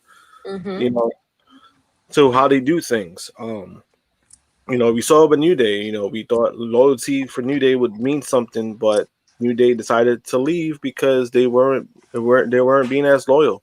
The company weren't being as loyal to New Day. And this is a similar situation where you told this man to take a pay cut. He said no. So he decided to just not renew his contract when his contract was coming up. But as far as him going to AEW, I mean, I wouldn't mind it. Do I think it's a need? No, I don't think it's a need. But I wouldn't mind it because I think there is some value with Sheamus, in regards to what he brings to the table, and I don't think he's gonna be a world champion or anything like that with the company, but I think he could bring some value with some key matchups. Him pairing up with Claudio, I think people would love to see that. So I think he still brings some value regardless of his age. But I do see the concern of people saying about taking another older guy taking up people's spots. But when people talk about younger talent, I want to see younger talent. But then it's like I want to see younger good talent. If you're just young but you're not as good, that doesn't do nothing for me. You know what I mean? Like you should be good. And at least with Sheamus, we kind of know what he brings to the table. Mm-hmm. Sure. It's true. So yeah, I think that he can offer some great matches, like him versus a Will Ospreay, him versus a Hangman Adam Page, him versus Kenny Omega. The list goes on and on. He could deliver banger after banger after banger, like his catchphrase says. But is it really necessary for AEW right now? No. I think that they if you look at like the recent WWE departures, I would probably put the New Day ahead of Sheamus. I would put the Motor City Machine Guns ahead of Sheamus. Hell, I would put Kaylee Ray and Kairi Sane ahead of Sheamus. No, it's true. And it was Sheamus, and then also Sheamus, a bigger factor that nobody really talks about is he's been injured the last several years. Like he's had like big major injuries, and the reason why he hasn't been on TV is because he did get injured again, the shoulder thing, and then he had like that accident too with the workout, like his head got busted open. So he's had like several injuries, and then even before that, he was out for over a year before he even came back on TV. So that is a concern. If you want to sign somebody, it's that's a risk that you're taking. But with Sheamus in general, I do think that there is value. But then also because Sheamus has been with the company for so long, and if you look at his accolades, you look at his I don't see him going anywhere else as far as like, when people were saying TNA, he ain't going to no TNA. No, he's not going to TNA. Maybe New Japan, but not there. I think his value is just too much for that. You know what I mean? Like his value is over exceeds what TNA will offer. The only other would be AEW, realistically. Like if you're talking about money wise, New Japan, because he could do like New Japan can't afford him either. Yeah, and that's part of the problem. Too. That alone, they can't afford them. Like they could do like that's crazy certain things, but they wouldn't be able to afford them. So like Sheamus really doesn't have any. There's really no real options when it comes to money wise, because he was making so much money that you're not gonna take that much of a pay cut, whatever the case may be, to go anywhere else. With AEW, he's probably going to be making around the same amount or even probably more if they really want him. And that's why that's the only really real option for him. It will be AEW. Yeah. If he wants to make real good money, that's the best option for most people leaving WWE, honestly. We got a few comments I want to highlight here. A bunch of people talking trash about TNA. We approve. The Hurt Syndicate were on AEW Collision 2 weeks ago, and they were at the Minnesota Twins event last night. They should be featured more, but they kind of gave themselves a gimmick that means that they're probably not going to be featured anymore. So, like, hey, to each his own. But I don't know if saying, hey, we're not going to go after titles, we just want to beat people up for money, doing an APA gimmick in 2026, I don't think that's going to get you a lot more TV time. So, to each his own there. We also got here in the chat, CMLL is an option, saying I doubt it, but I think indies might be good if he decides to stay in the business. I mean, I wouldn't be surprised if he eventually, like, I think right now is not a good time for him to go to AEW, but maybe in a couple of months, maybe a year. Yeah, that's what I said. Not right now, right? There is an opening. Honestly, of people that's on the free agency market from WWE, I'll put Dakota Kai ahead of him. I think that AEW should get Dakota Kai before they get Sheamus. I like Sheamus. I think that he can offer a lot to a number of different promotions, but AEW is just way too crowded right now for him. Yeah, but then also when you mention like New Day and Motor City Machine Guns, and now you're mentioning Dakota Kai, those are more like of a need. Like, you know, Dakota Kai adds to that women's division. Motor City Machine Guns, New Day, they add to that to the tag team division. But Sheamus, it's like you add another man, but then it's like, what else are you gonna do with him? That's just where the question comes to. And you can easily put him in the tag team division as well with Claudio, but yeah. It's a couple of hurdles that they have to get through, but so dirty WWE asked him to take a pay cut. Dude's been with the company for nearly 20 years. 20 years. He should not be being asked to take a pay cut. Especially when I'm glad that he has some pride in himself. Especially when you brag about how much money you are making and we're going here, we're having record-breaking revenue and all this stuff, and you're telling your top guys, you're telling like your people that you gave contracts to, committed to take pay cuts. I wouldn't want to do that. And for either way, I don't think it's a bad, like, if people took it, I mean I wouldn't have done it, but there's people who don't want to go anywhere else. But then there's people who feel like they're disrespected by doing that. And that's I'm 100% on board with that, because it's like, you gave me this contract, this is the amount that we agreed on, and now you're trying to bullshit me on something that you agreed on. I'm not fucking taking that. So we'll keep you posted on the latest updates in regards to Sheamus, what's happening with his free agency, and who is expressing interest in bringing him in the months and weeks to come. But for now, it doesn't seem like AEW is going to be where he's heading, but that could change as soon as next week. Similar, what can change as well is the ticket sales for WWE SummerSlam. There's been a lot of discussion in regards to the ticket sales for SummerSlam as of late, and it does not look too good for WWE at the moment, as SummerSlam is doing historically bad right now. It seems, but we're going to talk more about that. SummerSlam, of course, takes place on August 1st and 2nd in Minneapolis, Minnesota, from the US Bank Stadium, but there is a lot of concern in regards to the ticket sales for the event at the moment. It has become a source of concern within the company for a number of weeks now, according to a new report. As reported earlier this week, night one of SummerSlam is sitting at about 22,000 tickets sold, whereas night two of the event is at about 23 to 24,000 tickets sold. The report noted that 2,025 tickets have been returned to the map for day one since the most recent update 3 days ago. WrestleVotes reports that the ticket sales have been a hot topic in WWE HQ. The situation is not said to be a new issue, but rather one that has been a concern internally for weeks. Ticket sale numbers were also a topic of conversation for WrestleMania 42, though the show proved to be among WWE's most profitable, regardless of the total number of ticket sales. Next month's WWE SummerSlam is receiving a significantly higher push than usual, and there's a big reason for that, according to a new report. WWE is building this year's big summer pay-per-view in an expanded format, not only in terms of it being a 2-day event, but as a major show that has big-time matches on it that would normally be saved for WrestleMania. According to Turnbuckle Gold, the company's decision to promote SummerSlam in this way has to do with next year's WrestleMania.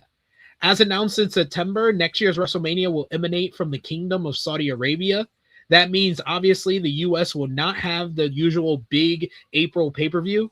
As such, WWE is setting SummerSlam up as the major U.S. PLE of the year, and the internal expectation is that by the show will have some of the bigger matchups and story conclusions that would usually be held off. Specifically, it was noted that the Cody Rhodes versus CM Punk storyline was originally set for WrestleMania 43, but instead is being played out at SummerSlam. There was no details as of yet on how WWE will handle the format, lineup, and preceding week of activities for WrestleMania 43 in Saudi Arabia. WWE SummerSlam is 3 weeks away, and a new report has an update on the planned matches. According to the Wrestling Observer newsletter, Dave Meltzer laid out the potential possibilities for the Undisputed WWE Championship matchup, which fans who have watched the show will likely have already guessed at. The plan for CM Punk is to win the Undisputed WWE Champion has been set for some time now. Punk's last appearance before beating Sami Zayn for the title on Raw took place on the episode that followed WrestleMania, when Punk confronted Cody Rhodes and hinted at coming after the title. The report notes that there is still no certainty where this is going for WrestleMania. The booking set Punk up to win the title without needing to beat Rhodes, giving them an untouched matchup for SummerSlam or WrestleMania. That said, Gunther's attack on Cody that removed him from the WWE title match on Raw could end up with Rhodes facing Gunther or potentially a three-way matchup. Sami Zayn could also be in the mix. Whatever the title match ends up being, it was announced, of course, on Friday Night SmackDown that it will be Punk versus Cody Rhodes, but no telling if that could change in the weeks to come. It was noted that Punk will be full-time going forward after taking a post-WrestleMania break. The report goes on to say that Charlotte Flair and Jade Cargill and a WWE United States Championship matchup between Trick Williams and Carmelo Hayes still appear to be in the plans for SummerSlam. There were plans for Gunther versus Royce Keys, but it's not clear if that is the case, given Gunther's involvement with Rhodes and his big angle with Nick Aldis last night. WWE SummerSlam takes place, like I said before, on August 1st and 2nd. The current lineup is as follows: Hell in a Cell, Obafemi versus Brock Lesnar. World Heavyweight Championship, Roman Reigns versus Seth Rollins. WWE Intercontinental Championship, Penta versus the winner of the Gauntlet on Monday Night Raw. And Liv Morgan versus Io Sky for the WWE Women's World Championship. Josh, what do you think is the reason behind the low ticket sales for SummerSlam?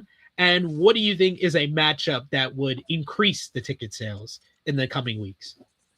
Part of it is that isn't at Dump, Minnesota.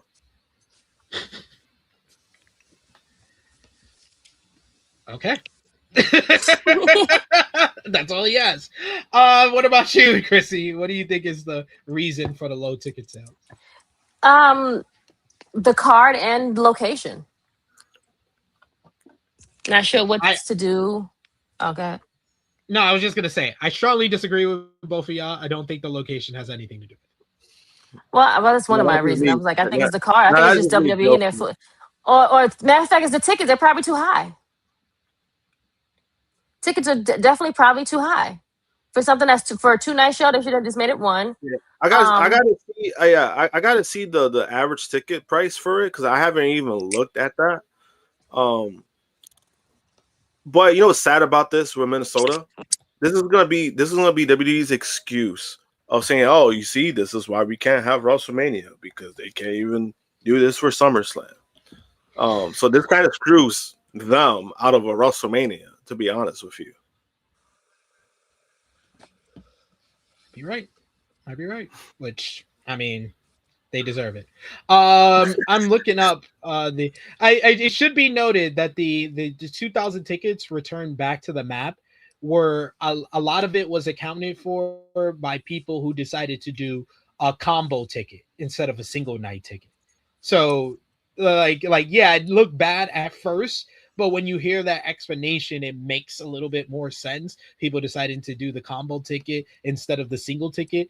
Maybe it's an allocation kind of issue why it's so many tickets being back on the map and nothing really kind of indicating that it's for the combo tickets. As of right now on Ticketmaster, the lowest price for a ticket to SummerSlam Saturday is $76.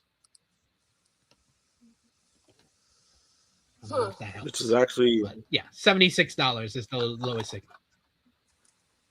I mean, which is not bad compared. I mean, it's not bad compared. It's better than compared to fucking WrestleMania, which was like the lowest was like $400 and something. Like, nah, it was like so 70. I mean, 70. I mean, that's summer ass. Yeah, That's a good one. Summer ass. Summer ass. Who the fuck wrote that? Summer ass. Summer ass. Said it's What the fuck is the song? they're making up all new names for SummerSlam. Basically, they've ruined a big four. Yeah. Summer ass. That sound like a porno or something. Prague is below cold, friend. Yeah. It's kind of freezing. Honestly, right when I was about to say it's in the negatives right now. Honestly, when I saw like the amount of tickets they moved, I was surprised because I was like, damn, that's incredibly low. Like, because last year at MetLife they did over 100K, which was, I mean, that's a great success. Yeah. But to not even get 50,000 combined now, it's like, oh, that's horrendous. It's really a struggle. I really feel like the SummerSlam ticket sales has more to do with the product and creative being stale and cold and just an overwhelming feeling of WWE being boring right now and nothing being that engaging or interesting. It has to do with the high ticket prices is definitely the top reason. That's the top reason. You have priced out a lot of your loyal hardcore wrestling fans in regards to people that are supposedly rich. Like that's basically what they have done. They have replaced kind of their hardcore everyday working man wrestling fans for the high price business owners that will afford these type of tickets. So it's on WWE at the end of the day, but they're not doing themselves any favors at the moment. And then also the booking of SummerSlam have just been kind of off. Like you have Obafemi who won the King of the Ring and then decided to just say, "Nah, I don't really want my title match. Instead, I'll rather face Brock Lesnar." And then you have the haphazard way they have kind of gotten to everything. It's just the build has been off. The product overall feels stale. And then it's the ticket prices as well. I think those are the three main reasons for the issue on the low ticket sales for SummerSlam this year. But we got more news to discuss, and we got a bunch about the fallout from CM Punk's title victory. As we mentioned before, CM Punk is your new WWE champion following Monday Night Raw in Chicago, Illinois, and there's a bunch of fallout from it. According to a new report from WrestleVotes Radio on Fightful Select, CM Punk's undisputed WWE Championship run is expected to be a lengthy one, with most of it taking place on WWE SmackDown. His WWE.com profile lists him as a Raw superstar, but that is expected to change. Additionally, WrestleVotes reports that WWE broadcast partner NBC Universal has been pushing for Punk's presence on SmackDown for well over a year. As NBCU brass view Punk as a premier star, the report also notes that Punk will make appearances on Monday Night Raw when needed. In the Fightful post-Raw show, it was suggested that WWE had planned for Punk to dethrone Sami in Chicago for a while, according to Sean Ross Sapp. He said that this was the plan all throughout that. They knew that they were leading to this. They also knew that Sami Zayn was going to drop this title to CM Punk because they have known when Punk was going to come back for a while, I believe. Additionally, False Finish reported on social media that the title change had been planned for well over a month. The report further added that CM Punk was initially set to challenge Cody Rhodes for the undisputed WWE Championship at WrestleMania 43. However, the company pivoted as it's aiming to present SummerSlam 2026 as a better show than Mania 42. Punk served as a surprise replacement for Cody Rhodes, as Adam Pearce announced earlier in the show. He has not been cleared, and this was his first matchup since WrestleMania 42. Punk ended Sami Zayn's title reign after only 9 days.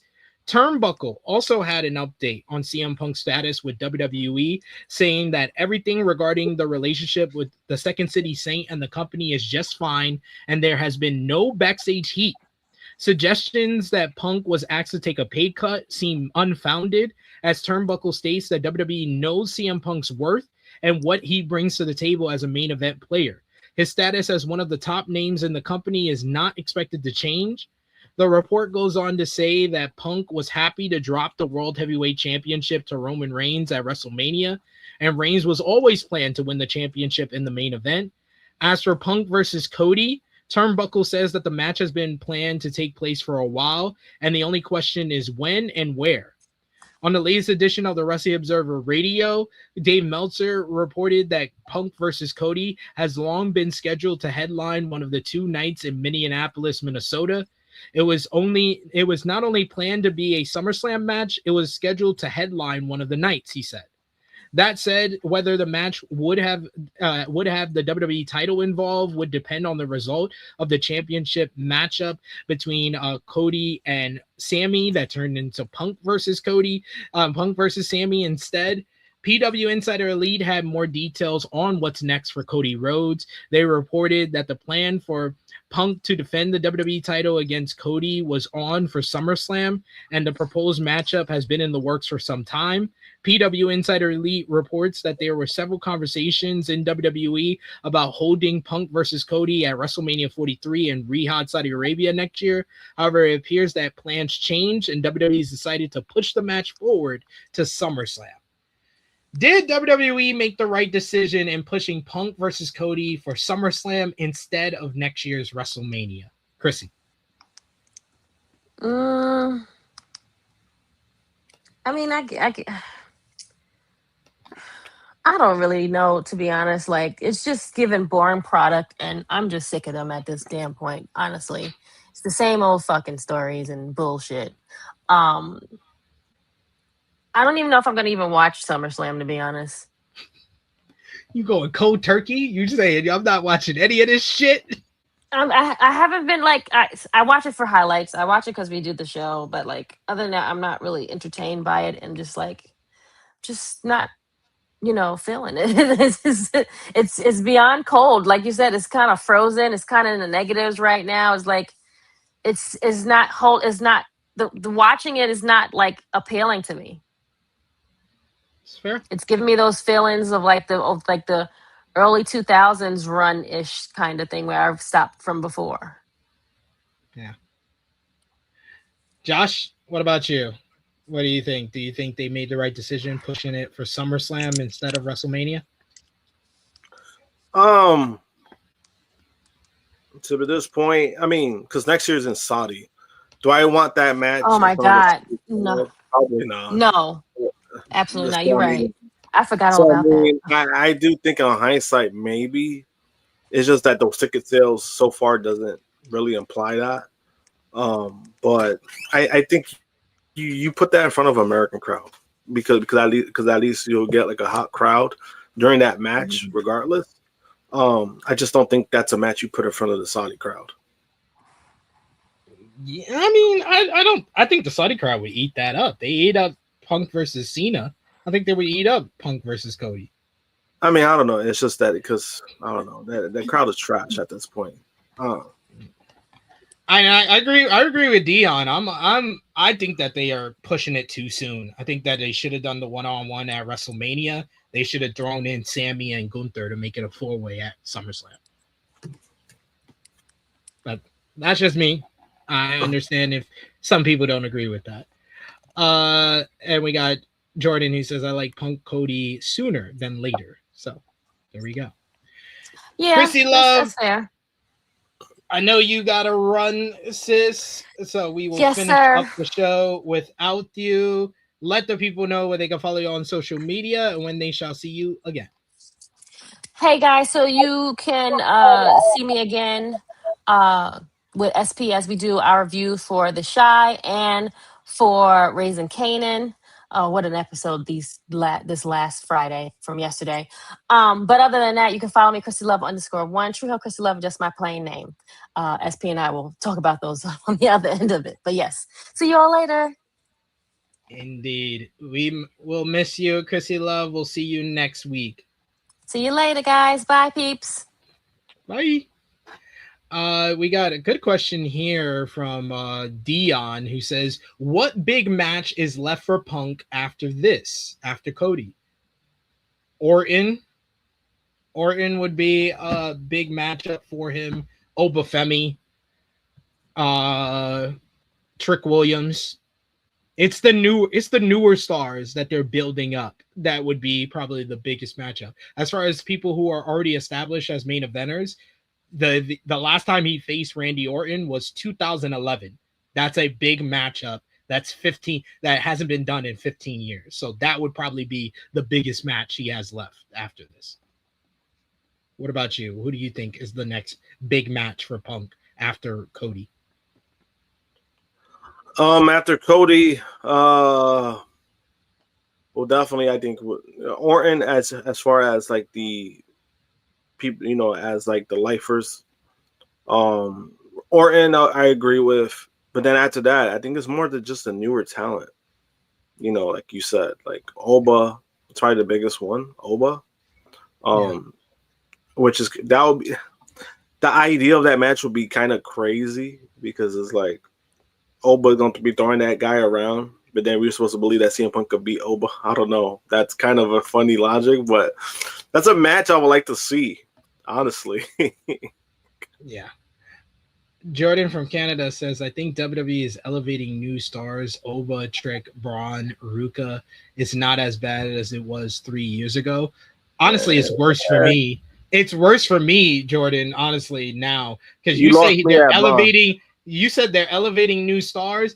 And if elevating means they have a big boulder that their one little person is pushing up a hill that's going downward, and he's trying to push up the boulder up that hill, that's the speed that he is pushing that boulder up the hill is the speed in which WWE is elevating these new stars.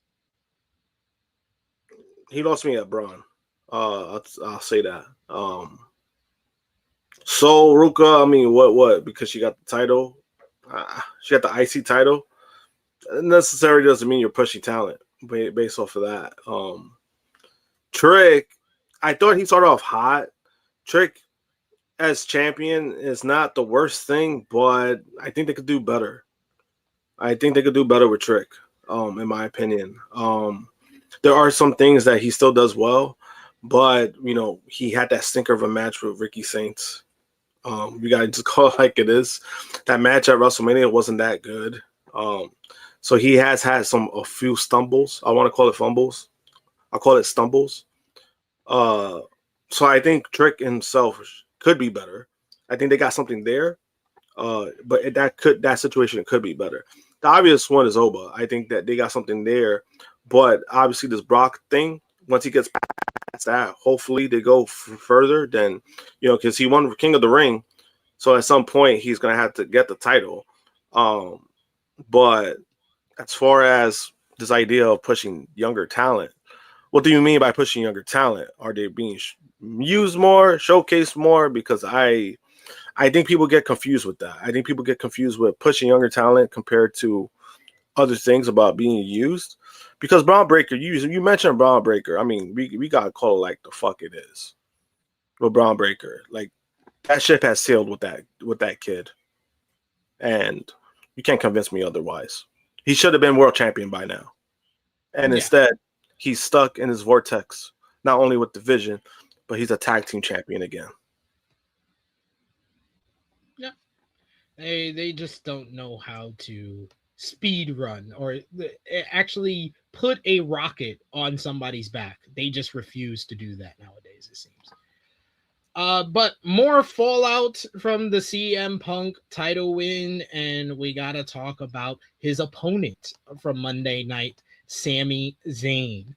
Sami Zayn, of course, won the WWE Undisputed Championship at Night of Champions, and then his reign came to a screeching halt on Monday Night Raw after the surprise return of CM Punk. Dave Meltzer also offered some insight regarding why Zayn's title run was so short on the Wrestling Observer Radio. Meltzer stated that Zayn was being a long-term champion was never part of the plan. He explained, Sami Zayn was never going to be champion that people that were really happy that he won wanted him to be. He was never going to happen. I mean, the big question was it going to be 9 days or was he going to be 3 weeks? Was it going to be a month? and it was 9 days.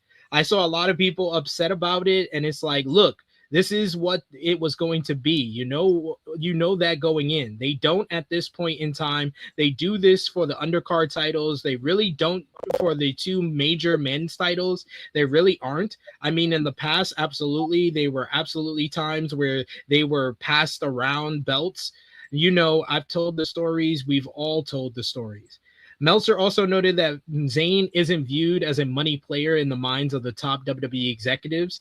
He stated on the main men's WWE titles and Zayn, they really aren't passed around titles now. They really are in the hands of the people who the perception is are the money players. And Sami's not in their minds one of those people.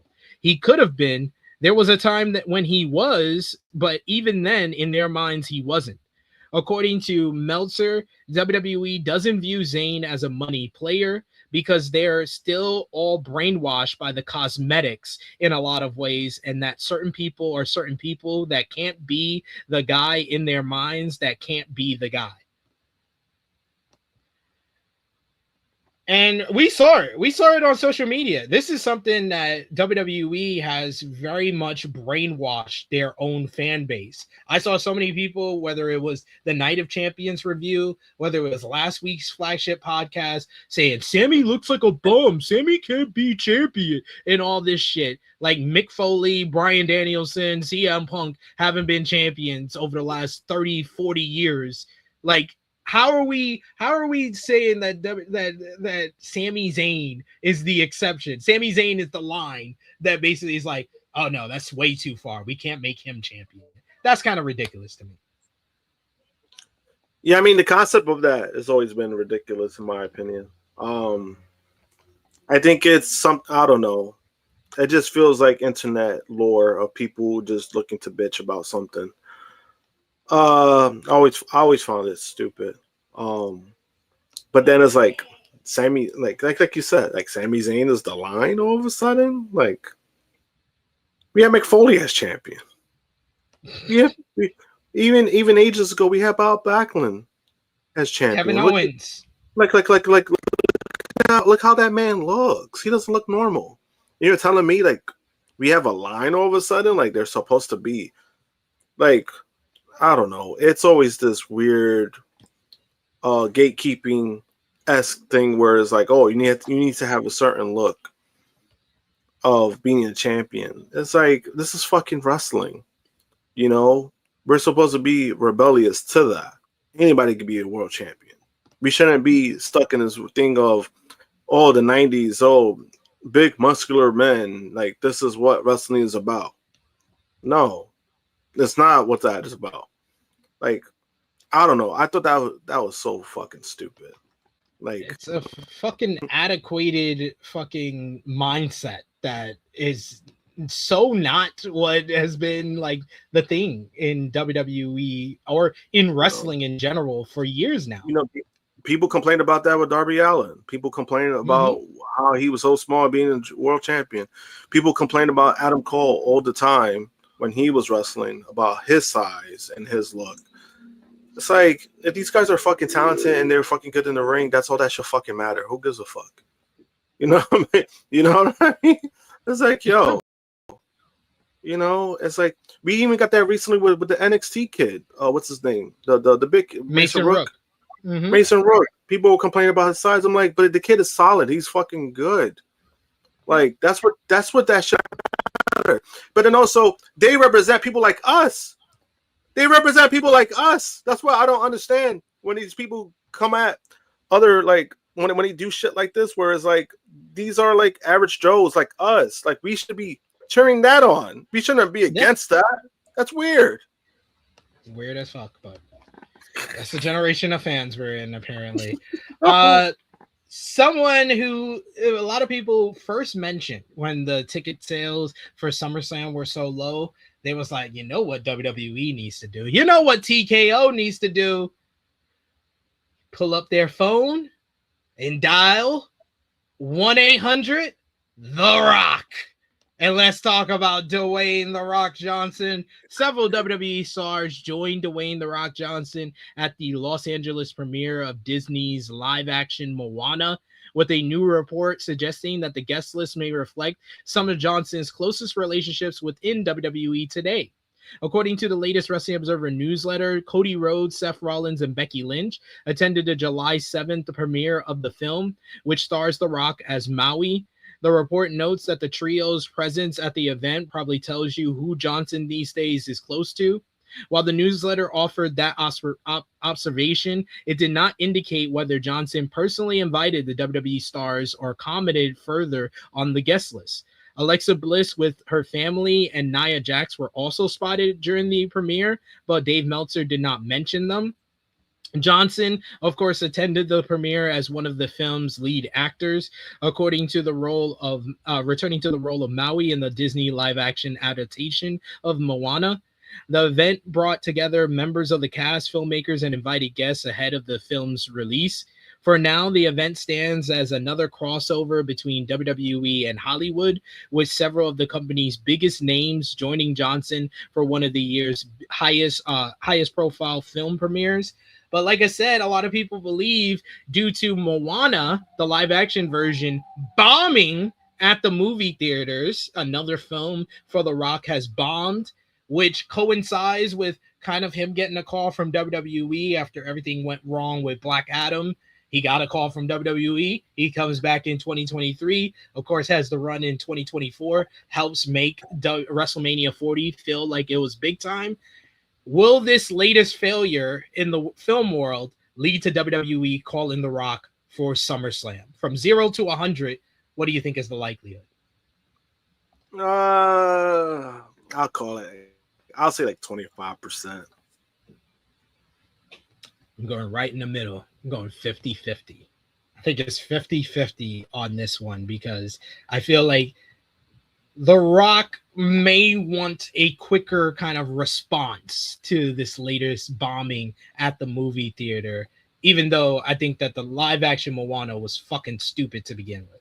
The shit just came out like less than 9 years ago. Remember, that's what I said that's what I said to John. I was like, it was not a good idea, in my opinion. It doesn't even look that good. No. At least to it's me, the same movie. It's just in live action, and the animation was better than the live action performance. Yeah, it's just like a lot of these movies with Disney that they're doing live action. The problem with that is a lot of these movies came out 20, 30 years ago. The Moana series is not even finished yet.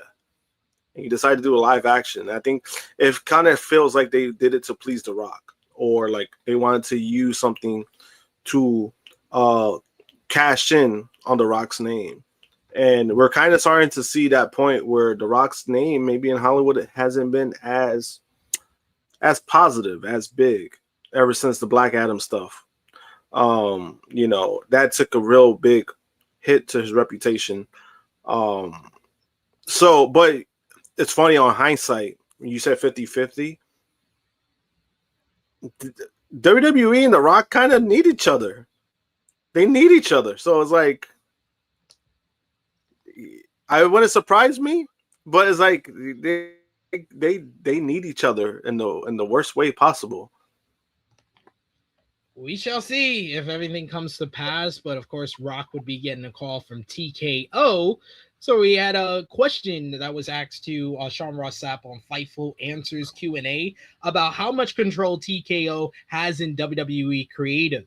Sapp answered, only the top executives of TKO can push into what WWE has and has type of authority and power to exercise creative control. That is Mark Shapiro, who is the president and chief operating officer, and CEO Ari Emanuel.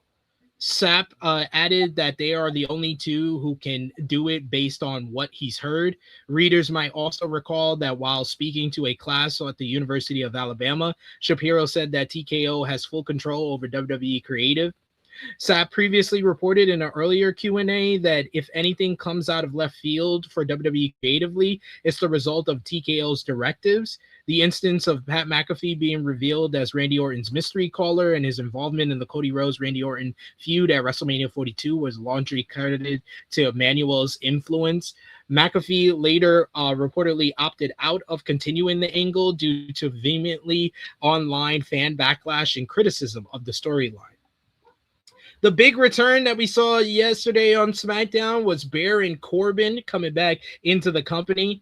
WWE had reportedly filed a new trademark application for Bishop Dyer / Baron Corbin. They trademarked the Nomad on Friday for entertainment services, namely wrestling exhibitions and performances by a professional wrestler and entertainer rendered live and through broadcast media, including television and radio. It was reported back in May that Dyer was believed to be coming back to the company. Dyer has been working in MLW, who have said on Fusion, in what seems to be clearly a storyline written to write off Dyer, that he was in a contract dispute with the company after making exorbitant demands for a new deal, basically asking for an increase in money and all types of other stuff. But you had Court Bauer and the rest of MLW turned that down, but it seems that now Corbin is back in WWE.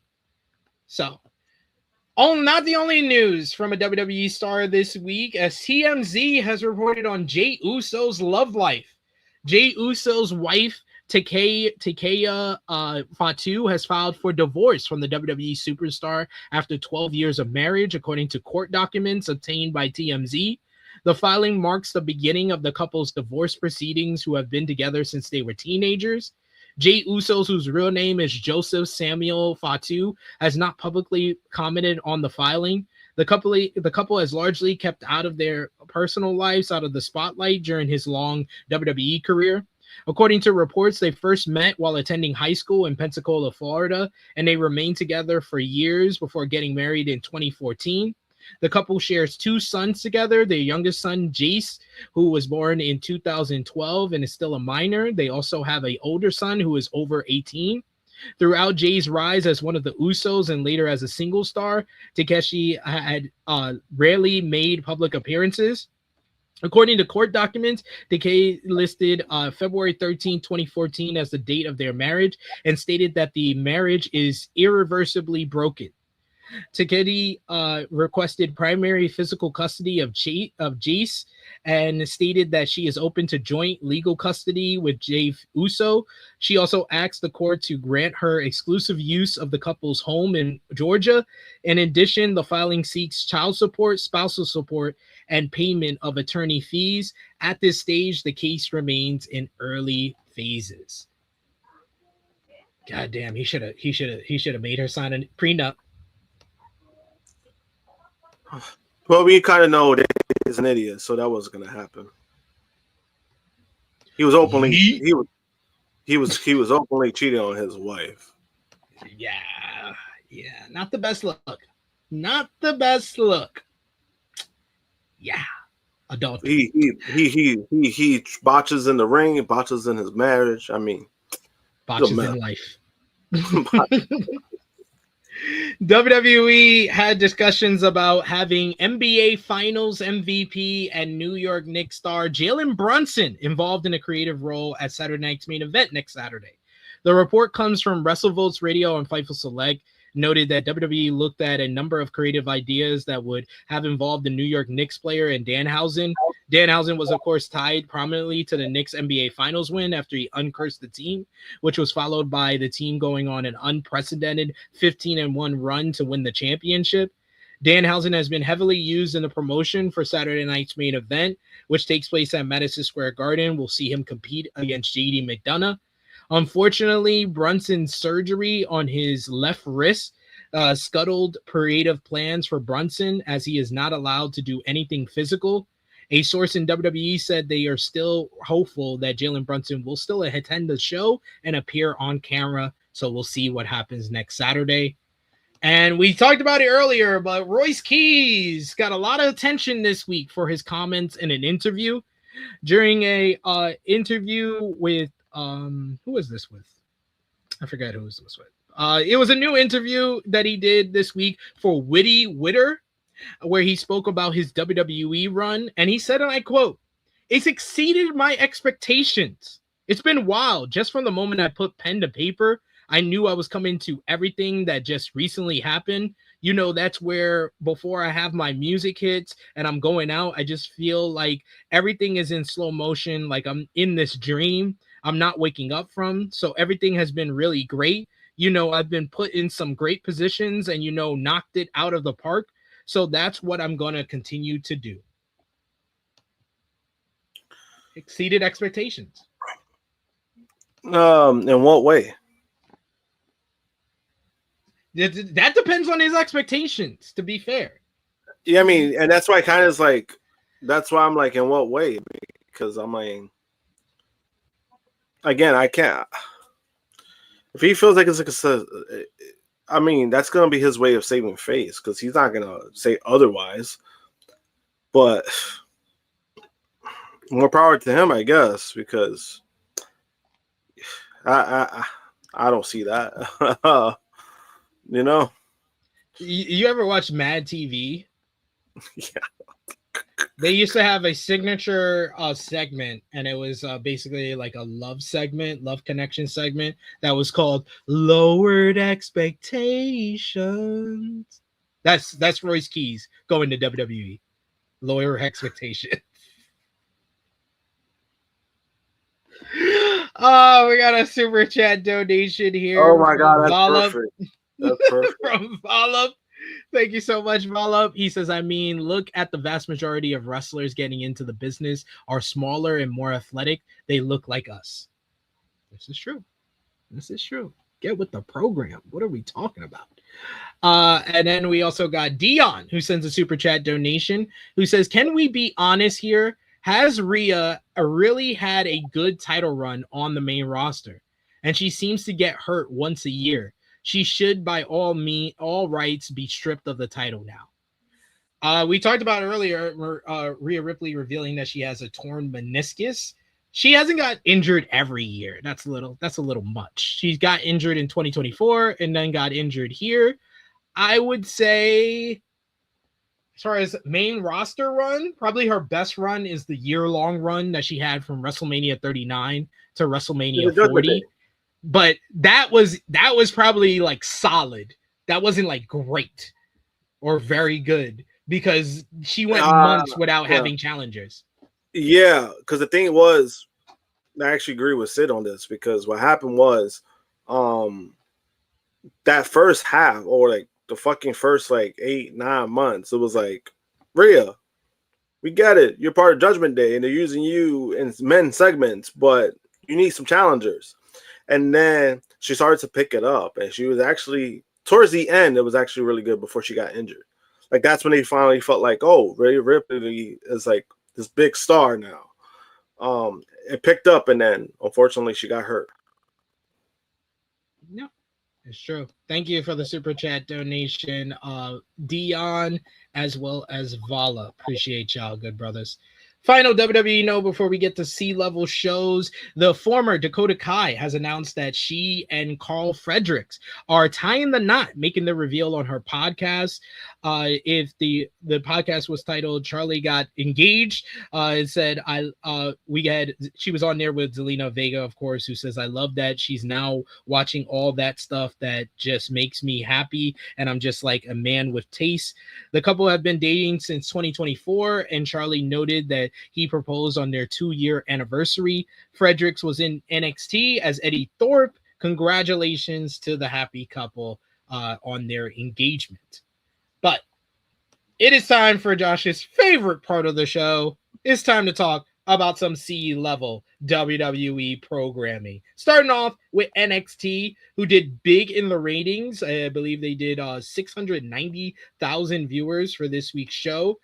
This week's show featured Callie Armstrong kicking off the show. She was soon interrupted by Kalani Jordan and Lola Vice, staking their claim for the NXT Women's Championship.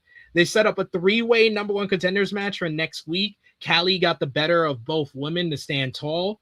Later in the show, we had Kendall Gray defeated Natty in a great main event to retain the NXT Women's Championship. Post-match, Jada Parker stared down with Natty, while Kendall was surrounded by all of her potential challengers who will be in the number 1 contenders match next week. Dorian Van Deuce and Sean Legacy picked up a win over OTM, Birthright, and Dark State in a fun 4-way to become the number 1 contenders for the NXT Tag Team Championships. Keanu Carver scored a victory over Tank Ledger in a pretty good sprint, while Nico Vance scored a win over Shiloh Hill thanks to a distraction from Tristan Angels. Post-match, Tristan Angels was chased after by Shiloh Hill, while Sean Spears jumped Vance with a steel chair to lay him out to send a message to his former culling stablemates. You had Tavion Heights came out to apologize to Miles Bourne, but he was confronted by the Vanity Project. Eventually, Miles came down to make the save for Tavion as they stood tall against the Vanity Project. And Layla Diggs scored a victory over Lizzie Rain, Izzy Dame, and Thea Hale in another very good four-way matchup on the show to become the number one contender for the NXT Women's North American Championship. Then you had Wednesday, WWE Evolve on Tubi. The show featured the Mog Squad kicking off the show before Timothy Thatcher interrupted them. He made a singles match for CJ Valor against NXT's own Cutler James. Of course, Cutler James would pick up the victory over Valor, but they weren't done there with the Mod Squad as they were forced into a tag team match as Noam Dar and Romeo Moreno picked up a win over the Mod Squad's Jakari Ball and Santi Rivera. You also had Harley Riggins. He scored a victory over Oka Sasaki from Noah. And Nikita Lyon. Well, no, first you had Aaron Wolf and Harlem Lewis. They had a backstage face-to-face confrontation to hype up their title match for next week. And then NXT Evolve Women's Champion Nikita Lyons had a championship celebration following her win at Secession 3. She was interrupted by Skylar Ray, NXT's Ren Sinclair, and Layla Diggs, who came out to stake their claim for a shot at the title, leading to a big brawl. But then Lainey Luck came out of nowhere to attack Nikita Lyons, putting her through a table and holding up her championship. Finally, you had the last two C-level shows. First up, you had AAA on Fox last Saturday. The show featured a former WWE World Champion showing up on AAA, which was none other than the current WWE Tag Team Champion, Damian Priest. Damian Priest showed up after being introduced by Rey Mysterio and says that he's going to be a presence in Mexico for a little while. Lady Shanty picked up a win over Flammer, non-title win thanks to an assist from La Catalina. Mr. Iguana and La Parca scored a victory over the Money Machine and Domingo and Drago in a fun three-way matchup, while Los Perros del Mal had a vignette to kick off the program. Then El Grande Americano announced that he will be live on tonight's show to confront Perros. Finally, Perros jumped El Fiscal and Abismo Negro in the main event, laying both men out. Finally, there was TNA Impact on Thursday on not on Access, on AMC. The show featured the Hardys retaining the TNA World Tag Team Championships over the Great Hands in the opener. You had Leon Slater and Ricky Sosa defeated the System, the Righteous, in a decent three-way tag team matchup. Moose was the special guest on the King's Speech with Frankie Kazarian. He challenged Frankie to a first-time ever bout, but he brought out AJ Francis, who caused a distraction and led to a match being set up with Moose. Yet Indy Hartwell defeated Vicky Vento, while Jody Threat scored a victory over Gabby Frozo for Jody and Indy to qualify and advance in the Knockouts Television Championship Tournament. The Nemeths sent a message to Casey Navarro, who called out Nick Nemeth for betraying him last week. As Ryan Nemeth attacked him from behind, Nick said that he shouldn't be in his family and can't even be in his shadow. And then finally, you had Zaya Brookside defeated Lei Ying Lee to retain the Knockouts World Championship.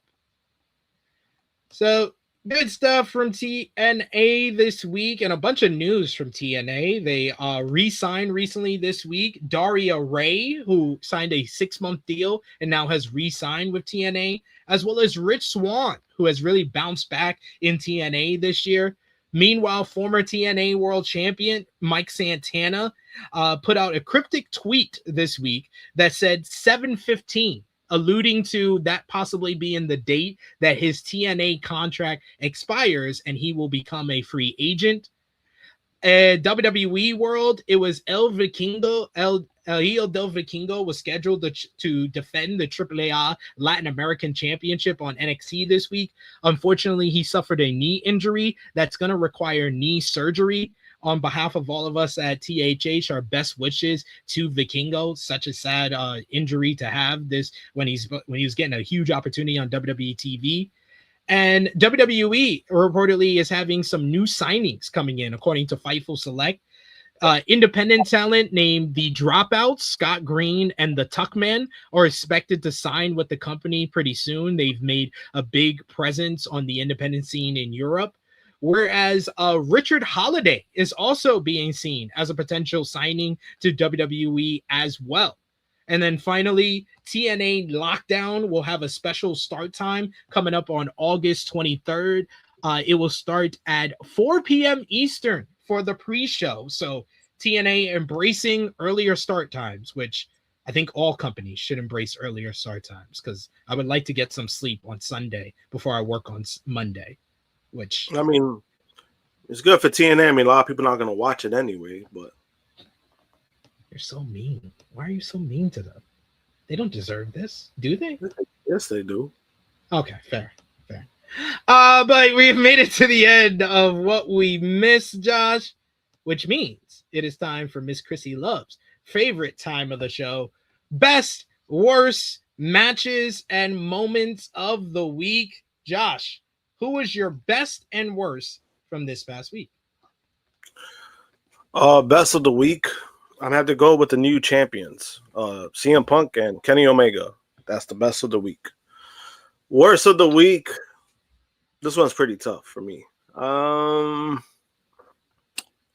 Worst of the week, I can't give it to TNA because they really didn't do nothing. To be fair, see, I'm a nice guy. Worst of the week, by default, I'm gonna have to give it to Sami Zayn. He had the title for 9 days, bro. 9 days. Yeah, that's what I have. I have best of the week Kenny Omega, worst of the week WWE for taking the title off of him, and then Sami Zayn for losing the title. Moments of the week, I'm giving it to both the CM Punk title win on Monday and the Kenny Omega title win on Wednesday. Moment of the week. Same. The both title wins. Just because, regardless of people want to say about the CM Punk stuff, it was front of his home crowd. That was the right place to do it.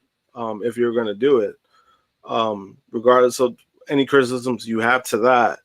And then Kenny Omega, I mean, man, that finish itself, oof, that was an incredible finish. Like, he did 3 V-triggers and then the one wing angel. That was nice. That was sweet. And then matches of the week, I only have 10. No honorable mentions, just 10. Wow. You see, now that's something. Wow. Number 10 from NXT, Dorian Van Deuce and Shawn Legacy versus Darkseid versus Birthright versus OTM. Very fun 4-way tag. Number 9, El Sky Team versus Hermanos Chavez from last night's CMLL. 8, I got Layla Diggs, Thea Hale, Lizzie Rain, Izzy Dame from NXT. Great 4-way. Gabe Kidd versus Shota Umino at number 7 from the NJPW Road to G1 Climax show. Also from that show at number 6, Yo versus Akira from the main event. Excellent matchup. 5, I got Suzu Suzuki versus Utami Hayashishita from the Stardom Nighter and Kurgan on June 30th. I just watched it this week, but man, that was a terrific matchup. Number 4, Kendall Gray and Natty from NXT. I got that 4 1/4. Excellent matchup to close off the show. And then the top 3 is easy. CM Punk, Sami Zayn from Monday Night Raw. I give that 4.5 stars. The best WWE TV match of the year. Number 2, Kyle Fletcher and Konosuke Takeshita. Any other week, that would be number 1, the best match of the week. But number 1 this week, Kenny Omega, MJF 3 from Beach Break. I gave that 5 plus stars. Only the 5th match this year to get 5+ stars from me. Josh. Number 3, same thing. CM Punk versus Sami Zayn. Number 2, I'm gonna go with Kyle Fletcher and Konosuke Takeshita. And then number 1, easily for me, Kenny Omega versus MJF. Since Krssi had to leave early and we did the half-year awards with JJ last week, we'll do the half-year awards part 2 with JJ next week, since JJ will be back next week. But it is time for some final predictions, Josh, because tonight starts one of my favorite times of the year, the G1 Climax Tournament. G1 Climax 36, day 1 is tonight in Chicago, Illinois. Shout outs to the Stat King, who will be there live in the building, where we're going to do rapid fire predictions for the G1 Climax day 1. 9 matches on the card for tonight at the Now Arena in Chicago, Illinois. Who do you have in these matches, Josh? We got first up, Hiroki Goto versus Sanada. Who you got? I got Goto. I got Goto as well. Oscar going 1-on-1 with Ren Narita. Who you got? I got Ren Narita. I got Ren Narita, unfortunately. Then we got Shingo Takagi versus Jake Lee. I got Shingo. Who you got? I got Shingo. Then we got Aaron Wolf going 1-on-1 with with Hanare. I'm going with Hanare to get the win here. Oh, yeah, Hanare. Then we got Yuto Ice going 1-on-1 with the Great Okan. I'm going with Okan. Who you got? Yeah, I mean, Great Okan. Because I'm like, yeah, Great Okan. Then we got a rematch from the New Japan Cup final, Callum Newman versus Yuya Uemura. Who you got? Ooh, I got Newman. I got Yuya Uemura getting his win back. Ooh. Then we got Bolton Oleg versus Roye Uyawa. I got Uyawa for the win. Who you got? Uyawa. Then we got Shota Umino versus Zack Sabre Jr., a rematch from last year's Wrestle Kingdom. Who you got? Ooh, I got Shota. I got him getting his win. I got Zack getting the win here. And then in the main event, it is a rematch from this year's Wrestle Kingdom. Konosuke Takeshita, Yota Tsuji in the A block. Who you got? I got Yota Tsuji. I got I'm gonna go with Tsuji. I'll go with Tsuji for the win here. But that is our final predictions for day 1 of the G1 Climax Tournament. If you want the full preview, check out yesterday's preview here on the channel. But that's going to bring us to the end on another edition of the Flagship Podcast. Thank you so much to everyone who joined us live today. Thank you so much to all of you who joined us on demand. Thank you so much to Krssi Luv. And thank you so much to the True Draw, Josh. Josh, let the people know where they can follow you on social media and when they'll see you again. You'll see me again. That's a good question. The following weekend, because next weekend I'll be at Fanatics Fest. I'll be doing media coverage at Fanatics Fest representing Tru Heel Heat. So that should be fun. And as far as my socials, you can follow me, JMPunk321 on X and Instagram. Also my YouTube channel is just my name. You could find me. Just look up my name, Joshua Morera. You can find me there because I'll be posting up a lot of clips on that as well from Fanatics Fest. But I will be sending Sid some clips too for the channel. So looking forward to the event. Still waiting for my credentials. We're going to be in contact this week. So look forward to a long weekend next weekend. Indeed. We got preview for Saturday night's main event next Saturday. It'll be myself, Miss Krssi Luv, and Top Guy JJ, and Josh will be at Fanatics Fest. So looking forward. You know, it's funny. As soon as I said that, I got the email saying, talking about my media packet.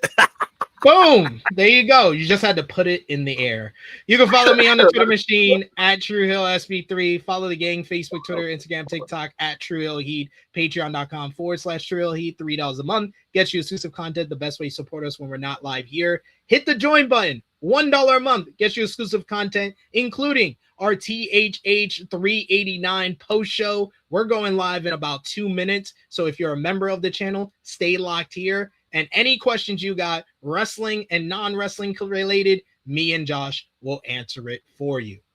But thank you so much for joining us today. If you haven't already, drop the thumbs up, share this video, subscribe if you are new. For Miss Krssi Luv, for the True Draw Josh, it is me, your Tru Heel Phenom, SP3. This has been Tru Heel Heat 389, Second City Omegas. We are signing off until next time.